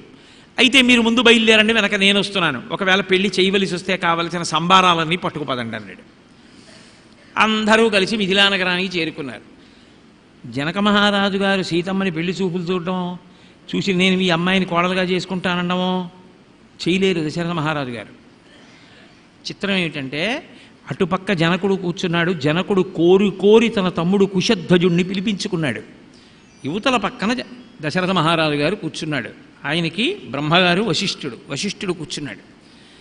నా కూతుర్ని సీతమ్మని రెండవ కుమార్తె ఆ ఊర్మిళని నీ కుమారులైన రామలక్ష్మణులకి ధర్మపత్నులుగా ఇవ్వాలనుకుంటున్నాను అన్నాడు జనకుడు. అంటే దశరథ మహారాజు గారు ఒక గొప్ప మాట అన్నాడు. దాతృ ప్రతిగృహీతృభ్యాం. అయినా అదేమిటా నువ్వు అలా అంటావు? లోకంలో పుచ్చుకునేవాడు ఇచ్చేవాడి దగ్గర వినయంతో ఉండాలి. నా కొడుక్కి భార్యని, నాకు కోడల్ని ఇస్తున్నవాడివి నువ్వు ఇవ్వకపోతే మా వంశం ఎలా నిలబడుతుంది? ఇస్తున్నవాడివి నువ్వు, కోడల్ని నేను, ధర్మపత్నిని వాడు పుచ్చుకుంటున్నాం. మేము నీ దగ్గర తలదించుకుని వినయంతో ఉండాలి. నువ్వు వినయంతో మాట్లాడతావేమిటి? ఆడపిల్లని కన్నా తండ్రి తలెత్తుకుని గౌరవంగా ధైర్యంగా మాట్లాడాలోయ్ అని. నువ్వు ఇస్తానండం నేను పుచ్చుకోవడం కాదు, అసలు మా వంశం ఎంత గొప్పదో నీకు తెలియాలి, నీ వంశం మాకు తెలియాలి. ఉభయ వంశములు ఇద్దరికి నచ్చితే అప్పుడు పెళ్ళి. కాబట్టి అసలు మా వంశం విను అన్నాడు. అది భారతీయ ధర్మం. ఎంత మర్యాదతో నడిచిందో చూడండి సీతారామ కళ్యాణం. అంటే అప్పుడు వశిష్ఠ మహర్షి లేచి చెప్పాడు, మొట్టమొదట అవ్యక్తం, ఈ సృష్టి లేదు, ఈ అవ్యక్తము నుండి మొట్టమొదట వచ్చిన వాళ్ళు బ్రహ్మకు మరీచి, మరీచికి కశ్యపుడు, కశ్యపునికి సూర్యుడు, సూర్యునికి మనువు, మనువుకి ఇక్ష్వాకువు, ఇక్ష్వాకువుకి కుక్షి, కుక్షికి వికుక్షి, వికుక్షికి బాణుడు, బాణునికి అనరణ్యుడు, అనరణ్యునికి పృథువు, పృథువుకి త్రిశంకువు, త్రిశంకువుకి దుందుమారుడు, దుందుమారుడికే యువనాశ్వుడు అని పేరు. దుందుమారుడు లేక యువనాశ్వుడు, ఆయనకి మాంధాత, మాంధాతకి సుసంధి, సుసంధికి ధ్రువసంధి, ప్రసేనజిత్ అని ఇద్దరు కొడుకులు.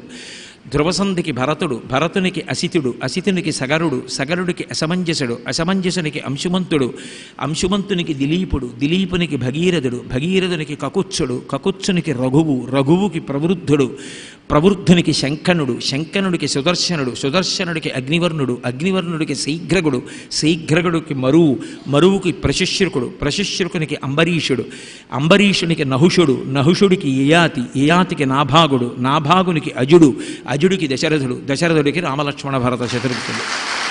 ఇది ఇక్ష్వాకు వంశం. ఇలా వచ్చింది. ఇప్పుడు ఈ వంశం అంతా నువ్వు విన్నావు కదా, నీ పిల్లనివ్వడానికి అభ్యంతరమా? నాకే అభ్యంతరం లేదు, కానీ మీరు ఎంత మర్యాదగా మీ వంశం గురించి చెప్పారో అంత మర్యాదగా నేను కూడా నా వంశం గురించి చెప్పాలి అని జనకుడు తన వంశాన్ని చెప్పాడు. మాకు మొట్టమొదటి వాడు నిమికి మిధి, మిధికి ఉదావసువు, ఉదావసువుకి నందివర్ధనుడు, నందివర్ధనుడికి సుకేతు, సుకేతునికి దేవరాతుడు, దేవరాతునికి బృహద్రథుడు, బృహద్రథునికి మహావీరుడు, మహావీరునికి సుధృతి, సుధృతికి దుష్టకేతువు, దుష్టకేతువుకి హర్యేశ్వరుడు, హర్యేశ్వరునికి మరుడు, మరునికి ప్రతీంధకుడు, ప్రతీంధకునికి కీర్తిరథుడు, కీర్తిరథునికి మహీధ్రకుడు, మహీధ్రకునికి విభుదుడు, విభుదునికి దేవమీఢుడు, దేవమీఢునికి కీర్తిరాతుడు, కీర్తిరాతునికి మహారోముడు, మహారోమునికి స్వర్ణరోముడు, స్వర్ణరోమునికి హ్రస్వరోముడు, హ్రస్వరోముడికి ఇద్దరు కొడుకులు. పెద్దవాణ్ణి జనకుణ్ణి నేను, మా తమ్ముడు కుశధ్వజుడు, మేమిద్దరం అన్నదమ్ములం. ఇగో నాకు ఇద్దరు కూతుళ్ళు, సీత ఊర్మిళ, ఆయనకి ఇద్దరు కూతుళ్ళు, మాండవి శృతకీర్తి. అంటే విశ్వామిత్రుడు లేచి అడిగాడు, నీ కూతుళ్ళని ఇస్తానంటున్నావు కదా, నీ తమ్ముడు కూతుళ్ళు కూడా నీ కూతుళ్ళ లాంటి వాళ్లే. అక్కడ భరతస్య కుమారస్య శత్రుఘ్నస్య చ ధీమతః వరయామస్సుతే రాజన్ తయోరర్థే మహాత్మనోహో. ఇంకో ఇద్దరు పిల్లలు ఉన్నారు కదా, మగపిల్లలు, నీ తమ్ముడు కూతుళ్ళను కూడా వాళ్ళకి నువ్వు పెదనాన్నగా నీది అధికారం అన్నాడు. తప్పకుండా ఇస్తాను, తిర్దదామిన సంశయ. 3 మాటలు అంటున్నారు, ఇస్తాను ఇస్తాను ఇస్తాను, ఇక తిరుగులేదు అని. అప్పుడు సీతమ్మని రామచంద్రమూర్తికి, ఊర్మిళని లక్ష్మణస్వామికి, మాండవిని భరతుడికి, శృతకీర్తుడిని శత్రుఘ్నుడికి ఇచ్చి చేయడానికి వివాహం నిశ్చయం జరిగింది. ఇంత జరిగి అసలు 4 కొడుకులకి పెళ్ళిళ్ళై దశరథుడు సంతోషించి సీతారామ కళ్యాణం జరిగి రామాయణం ముందుకెళ్ళి రావణ సంహారం జరగడానికి కావలసిన ప్రాతిపదిక అంతా ఎక్కడ జరిగింది అంటే మౌనంగా విశ్వామిత్రుడు అండంలో జరిగింది. ఆయన ఆ రోజున వత్సరామ ధనుపస్య అని ఇలా అనకపోతే లేదు. రామాయణం సీతారామ కళ్యాణం ఏమో ఎలా ఎప్పటికి జరుగునో దాన్ని చేసిన వాడు విశ్వామిత్రుడు.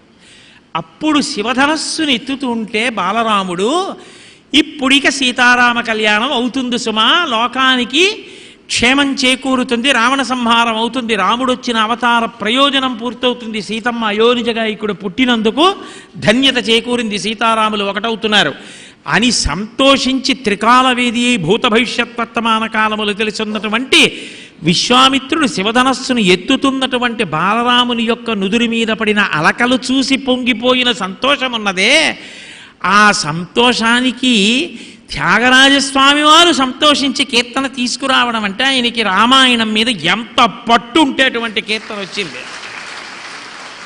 ఆయన ఎంత ఉపాసన చేస్తారు ఒక కీర్తన చేయడం అంటే. అందుకే త్యాగరాజస్వామి వారి యొక్క కీర్తన పాడుకోవడము అంటే నాకు తెలిసినంత వరకు రామాయణం అంతా జ్ఞాపకం వచ్చి ఆ కీర్తన అందులో ఉన్నటువంటి చరణాన్ని అని అని అని అని అని అని కళ్ళంబట నీళ్ళొచ్చి ఆనంద భాష్పాలు కారుతూ రామాయణం అంతా ఇక్కడ దర్శనం అయిపోయి ఆనందంలో ఇంకా పాడలేక వదిలిపెట్టేసేటటువంటి స్థితి కలిగితే త్యాగరాజస్వామి వారి కీర్తన పాడినట్టు. ఎందుకని ఒక్కొక్క చరణంలో ఎన్నెన్ని విశేషాలైన పొందుపరిచారు. నిజంగా మా జానకి చట్టాపట్టగాను ఓ కీర్తన చేస్తారు. మీరు ఏ కీర్తన చూడండి ఆయనకి రామాయణం మీద, భాగవతం మీద, పురంధరదాస్ గారి కీర్తనల్లో ఉన్న వాంగ్మయం మీద, వీటి మీద ఆయనకున్నటువంటి పట్టు ప్రకాశిస్తూ ఉంటుంది. మహానుభావుడు అంత అద్భుతమైన కీర్తనలను ఇచ్చారు. అది విచిత్రం ఏమిటంటే తెలుగులో కీర్తనలను ఇచ్చారు. తెలుగులో ఆయన కీర్తనలను ఇస్తే ఇవాల్టి రోజున నిజానికి త్యాగరాజస్వామి వారి ఆరాధనోత్సవము అనేటప్పటికీ అందరూ ఏ ప్రదేశం వంక తిరుగుతారు? తిరువయ్యూరులో జరుగుతూ ఉంటాయి అంటారు. కానీ నేను చాలా చాలా ఆశ్చర్యపడింది వెంకటేశ్వర్లు గారు మా ఇంటికి వచ్చి చెప్పినప్పుడు విని నేను ఎంతో సంతోషించింది. ఎక్కడంటే 100 సంవత్సరముల నుండి భీమవరంలో ఇలా జరుగుతున్నాయి ఆరాధనోత్సవాలని విని. నాకు తెలిసి ఈ ఖ్యాతి బహుశः ఒక్క భీమవరం పట్టణానికే చెందింది ఆంధ్రదేశంలో. ఇది ఇక్కడతో పోతుందని మీరు అనుకోకండి. ఎందుకనంటే నేను పక్షి లాంటి వాడిని, అనేక ఊళ్ళు తిరుగుతూ ఉంటాను ప్రవచనానికి. నేను ఎక్కడికి వెళ్ళినా ఈ ఆనందం నాలో పట్టక గర్వంగా చెప్పుకుంటాను మా భీమవరంలో ఉందని. మా భీమవరం అనడానికి నువ్వు భీమవరంలో ఉన్నావా అంటారేమో. నేను మానసికంగా భీమవరంలో మీ అందరితో కలిసి ఉంటున్నవాడ కిందే లెక్క. అందుకని మా భీమవరంలో ఉంది 100 సంవత్సరాల త్యాగరాజ గానసభ ఉన్నది అని చెప్తాను. అంత గొప్ప సభ, అంతటి మహానుభావుడు. అసలు శరీరంతో వచ్చినందుకు చిట్ట చివరి ప్రయోజనం పరబ్రహ్మమునందు ఐక్యమైపోవడమే. అది కొన్ని వేల మంది చూస్తుండగా, శిష్యులందరూ చూస్తుండగా, రామనామ సంకీర్తనం జరుగుతుండగా కపాలభేదనం చేసి ప్రాణములను ఆ బ్రహ్మస్థానం వరకు తీసుకెళ్ళి భేదించి రామచంద్రమూర్తి యందు ఐక్యం చేసినటువంటి మహానుభావుడు త్యాగరాజస్వామి. కర్ణాటకకి చెందిన నాగరత్నమ్మ గారని ఆ తల్లి విశేష శ్రమ చేసి తిరువయ్యూరులో త్యాగరాజస్వామి వారి యొక్క సమాధి ప్రదేశాన్నంతటినీ కూడా అంత అద్భుతమైనటువంటి రీతిలో తీర్చిదిద్దారు ఆవిడ. అంత గొప్ప జీవితం. అథవా నేను మీతో మనవి చేసేది ఒకటే, మీరు ఇంత కష్టపడి ఆరాధనోత్సవాలు చేస్తున్నారు, చాలా చాలా సంతోషం. ఇదేం సామాన్యమైన విషయం కాదు. ఇప్పటికే దాని గురించి నేను అనేక పర్యాయాలు నా ప్రవచనంలో ప్రస్తావన చేశాను. నేను మీ అందరితో చేసే విజ్ఞాపన ఒక్కటే, మళ్ళీ త్యాగరాజస్వామి వంటి విద్వాంసులు ఏర్పడాలి, అటువంటి వాగ్గేయకారులు రావాలి అంటే త్యాగరాజస్వామి వారి జీవితంలో ఉన్నటువంటి ఘట్టాల గురించి మీ పిల్లలకి చెప్తూ ఉండండి. త్యాగరాజస్వామి వారి యొక్క జీవిత చరిత్ర చదవండి. వారు ఏ ఏ సందర్భాల్లో ఏ ఏ కీర్తనలు చేశారు అన్న దాని మీద సాధికారకత ఉన్నది. ఒకప్పుడు నేను కాకినాడ పట్టణంలో పెద్దాడ సూర్యకుమారి గారని సంగీత విద్వాంసురాలతో కలిసి త్యాగరాజస్వామి వారు చేసిన అనేక కీర్తనలు ఏ ఏ సందర్భాల్లో చేశారో వాటి మీద వ్యాఖ్యానాలు కూడా చేశాను భగవంతుడి అనుగ్రహం చేత. అందున ఆ పంచరత్న కీర్తనలు చారు. ఎందరో మహానుభావులు, అందరికీ వందనములు. ఏమి కీర్తనలవి, అజరామరం. త్యాగరాజస్వామి వారి జీవితంలో గురుభక్తి ఉంది. త్యాగరాజస్వామి వారి జీవితంలో దేశభక్తి ఉంది. త్యాగరాజస్వామి వారి జీవితంలో పెద్దల పట్ల వినయ విధేయతలతో కూడుకున్నటువంటి విధానం ఉన్నది. త్యాగరాజస్వామిలో గొప్ప తృప్తి ఉన్నది. మహారాజులే వచ్చి కానుకలిచ్చిన నిధి చాలా సుఖమా, రాముని సన్నిధి చాలా సుఖమా అని ఈ ద్రవ్యం చేత ఈ భిక్షాద్రవ్యం అంతా కూడా కళంకితమైపోయిందని వీధిలో పారబోసి వెళ్ళిపోయారు. అంత తృప్తితో జీవించినటువంటి వ్యక్తి ఇవాల్టి సమాజంలో ఊరికే పరుగులు తీసేటటువంటి జీవనంలో తృప్తితో బతకడం అన్నది ఎంత గొప్ప విషయం. అటువంటి జీవితానికి త్యాగరాజస్వామి ఎంత గొప్పగా చివరి హద్దయి నిలబడి ఉన్నారు అన్నది మీ పిల్లలకి త్యాగరాజస్వామి వారి యొక్క జీవిత వృత్తాంతాన్ని కథలుగా చెప్పి వాళ్ళకి ఆదర్శం చెయ్యండి. అలాగే త్యాగరాజస్వామి వారి యొక్క కీర్తనలో ఒక కీర్తన ఏదైనా పిల్లలకి పాఠంగా చెప్పి సంగీతం నేర్పేటప్పుడు ఆ కీర్తనలో ప్రతిపాదింపబడినటువంటి విషయం మీద మీ శిష్యులకు సాధికారత కల్పించండి. ఇదిగో ఇందుకు ఈ కీర్తనలో ఈ విషయాన్ని ప్రతిపాదించారు, ఈ భావన ఇలాగే ఉండాలి అంటే ఎక్కడ పడితే అక్కడ విరవకూడదు. విరవకుండా భావన ప్రతిపాదితమయ్యేటట్టు అది నువ్వు పాడుకుంటుంటే ఇంకా బాగా రామాయణం జ్ఞాపకం రావాలి. త్యాగరాజస్వామి వారి కీర్తనల్లో ఒక 6-7 కీర్తనలు గురుముఖత నేర్చుకునేటప్పటికీ శిష్యులు తల్లిదండ్రుల్లో మేనమామనో పినతండ్రినో పెద్ద తండ్రినో అడిగి రామాయణం అన్ని కాండలు తెప్పించుకొని చదవాలనేటటువంటి కుతూహలం పొందాలి. అలా ప్రతి ఇంట రామాయణం ఉండడానికి, రామాయణం చదువుకోవడానికి, ధర్మం నిలబడడానికి, మానవత్వం నిలబడడానికి త్యాగరాజస్వామి వారి జీవితం, త్యాగరాజస్వామి వారి కీర్తనలు ఆధారభూతములవుతాయి. ఇప్పటికీ పెద్దలు ఒక మాట అంటారు, మానవత్వము నిలబడాలి అంటే రామాయణం చదవండి అంటారు. మానవత్వం నిలబడడానికి రామాయణాన్ని ప్రబోధం చెయ్యండి అంటారు. అటువంటి రామాయణం మీద పిల్లలకి ఉత్సాహం కలగాలి అంటే, రామాయణం బాగా చదవాలన్న అనురక్తి కలగాలి అంటే త్యాగరాజస్వామి వారి కీర్తనలు బాగా నేర్పడమే తేలికైనటువంటి మార్గం. ఇవాళ తిరువయ్యూరులో ఎలా జరుగుతున్నాయో అలా ఆంధ్రదేశంలో కూడా త్యాగరాజస్వామి ఆరాధనోత్సవాలు అంత గొప్పగా జరగడంలో భీమవరం పట్టణం ఎనలేని స్థానాన్ని పొంది అందరికీ మార్గదర్శనం చేస్తూ నిలబడుతుందని, ఏటికి 7 ఇంకా వృద్ధిలోకి వచ్చి అద్భుతమైన రీతిలో ఈ కార్యక్రమాలు చేయడానికి కావలసిన సమస్త విభూతులను త్యాగరాజస్వామి, ఆ సీతారామచంద్ర పరబ్రహ్మము అనుగ్రహించాలి అని నేను ఆ భగవంతునికి, త్యాగరాజస్వామి వారికి పాదములకు శిరస్సు తాటించి నమస్కరిస్తూ, ఇంకా ఇంతకన్నా మాట్లాడడానికి ఇవాళ నాకు కంఠం అంత సౌలభ్యంగా లేదు. మాట్లాడుతున్నప్పుడు కంఠం మండుతోంది, కొద్దిగా అనారోగ్యంగా ఉన్న కారణం చేత. అందుకని ఇంకింతకన్నా మాట్లాడలేకపోతున్నందుకు నన్ను మన్నించవలసిందిగా కోరుతూ, ఇంత పవిత్రమైన సభలో ఏకశబ్ద సమ్యజ్ఞాత సృష్టప్రయుక్త స్వర్గే లోకే కామదుగ్భవతి. ఒక్క మాట భక్తితో త్రికరణ శుద్ధిగా నమ్మి మాట్లాడినా అది సమస్త ఈప్సితములు నెరవేరడానికి కారణమవుతుందని ప్రగాఢంగా విశ్వసిస్తూ, మీ అందరూ ఇంతసేపు నేను మధ్యలో దగ్గుతూ ప్రవచనం చేసిన ఇంత భక్తితో ఇంత ప్రేమతో విన్నందుకు మీ అందరికీ నా హృదయపూర్వకమైన కృతజ్ఞతలను ఆవిష్కరిస్తూ, మంగళాశాసనపరై మదాచార్య పురోగమై సర్వైశ్చ పూర్వైరాచార్యై సత్కృతాయాస్తు మంగళం. మంగళం కోసలేంద్రాయ మహనీయ గుణాత్మనే చక్రవర్తి తనూజాయ సర్వభౌమాయ మంగళం. ఉమాకాంతాయ కాంతాయ కామితార్థప్రదాయినే శ్రీగిరీశాయ దేవాయ మలినాథాయ మంగళం. సర్వం శ్రీ ఉమామహేశ్వర పరబ్రహ్మార్పణమస్తు. స్వస్తి. కాసేపు ఉండండి, ఏం కంగారు పడకండి, లేవకండి, కూర్చోండి. లేవకూడదు, అది మహానుభావులు చెప్తున్నారు. మన జన్మ తరించిపోయింది. వాళ్ళ ఆ త్యాగరాజస్వామి తెచ్చుకున్నారు వారిని. ఈ కార్యక్రమాన్ని ఏర్పాటు చేయడానికి కొబ్బరిశెట్టి శ్రీ వెంకటేశ్వరరావు, బ్రహ్మరామ గారు వాళ్ళ సహాయంతో ఈ కార్యక్రమం చేశాం. వారికి ముందు ధన్యవాదాలు చెప్పాలి.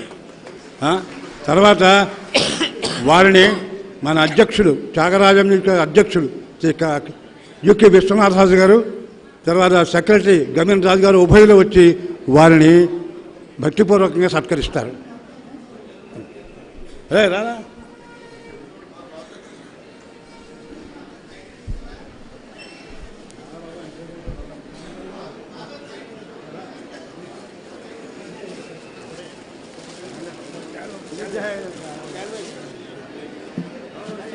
రండి రండి స్వామి గారు.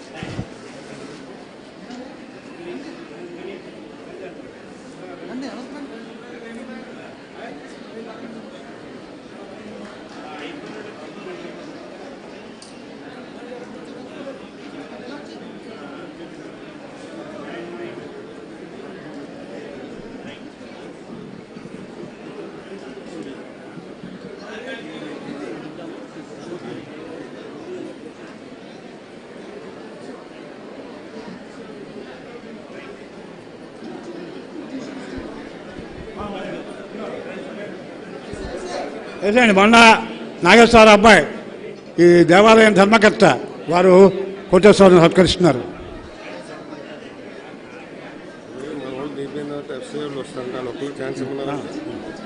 తర్వాత కోటేశ్వరరావు వారితో పనిచేసినటువంటి ఫుడ్ కార్పొరేషన్ ఆఫ్ ఇండియా ఆ ఉద్యోగస్తులు అందరూ వచ్చి వారిని సత్కరణ ఆహ్వానిస్తున్నారు. రండి అయిపోయి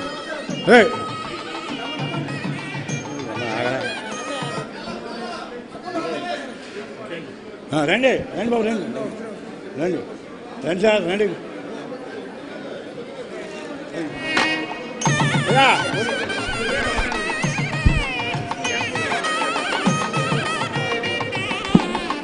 మీ అందరికీ ఒక విన్నపం. తరువాత మెడ్రాస్ నుంచి ఒక కచేరీ ఉంది వారి ఆర్టిస్ట్ది, చాలా గొప్ప కచేరీ. మనం ఊహించినంత గొప్ప కచేరీ ఏర్పాటు చేయడం జరిగింది. అంచేత మీరందరూ ఉండి ఆ కార్యక్రమాన్ని కూడా జయప్రదం చేయవలసిందిగా కోరుతున్నాను. దయచేసి వెళ్ళిపోవద్దు, ఉండండి అందరూ కూడా. చాలా మంచి కచేరీ.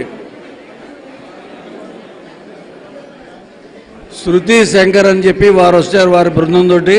వారు చాలా గొప్ప కచేరీ చేస్తారు. వారి గాత్రం మనం వినాలి అందరూ. అందుకని చెప్పి స్వయంగా తీసుకొచ్చాము అక్కడి నుంచి వారిని. పంచరత్న కీర్తనలో ఆవిడ చాలా ప్రసిద్ధి పొందారు, పంచరత్న కీర్తన గానం చేయటంలో. అంచేత మీరందరూ ఉండి ఆ కార్యక్రమాన్ని జయప్రదం చేయమని కోరుతున్నాం.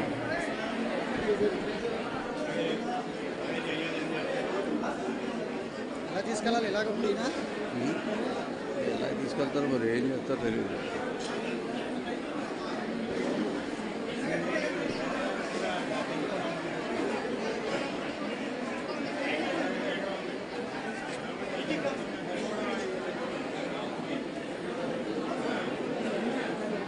దానికి ఒప్పుకోండి.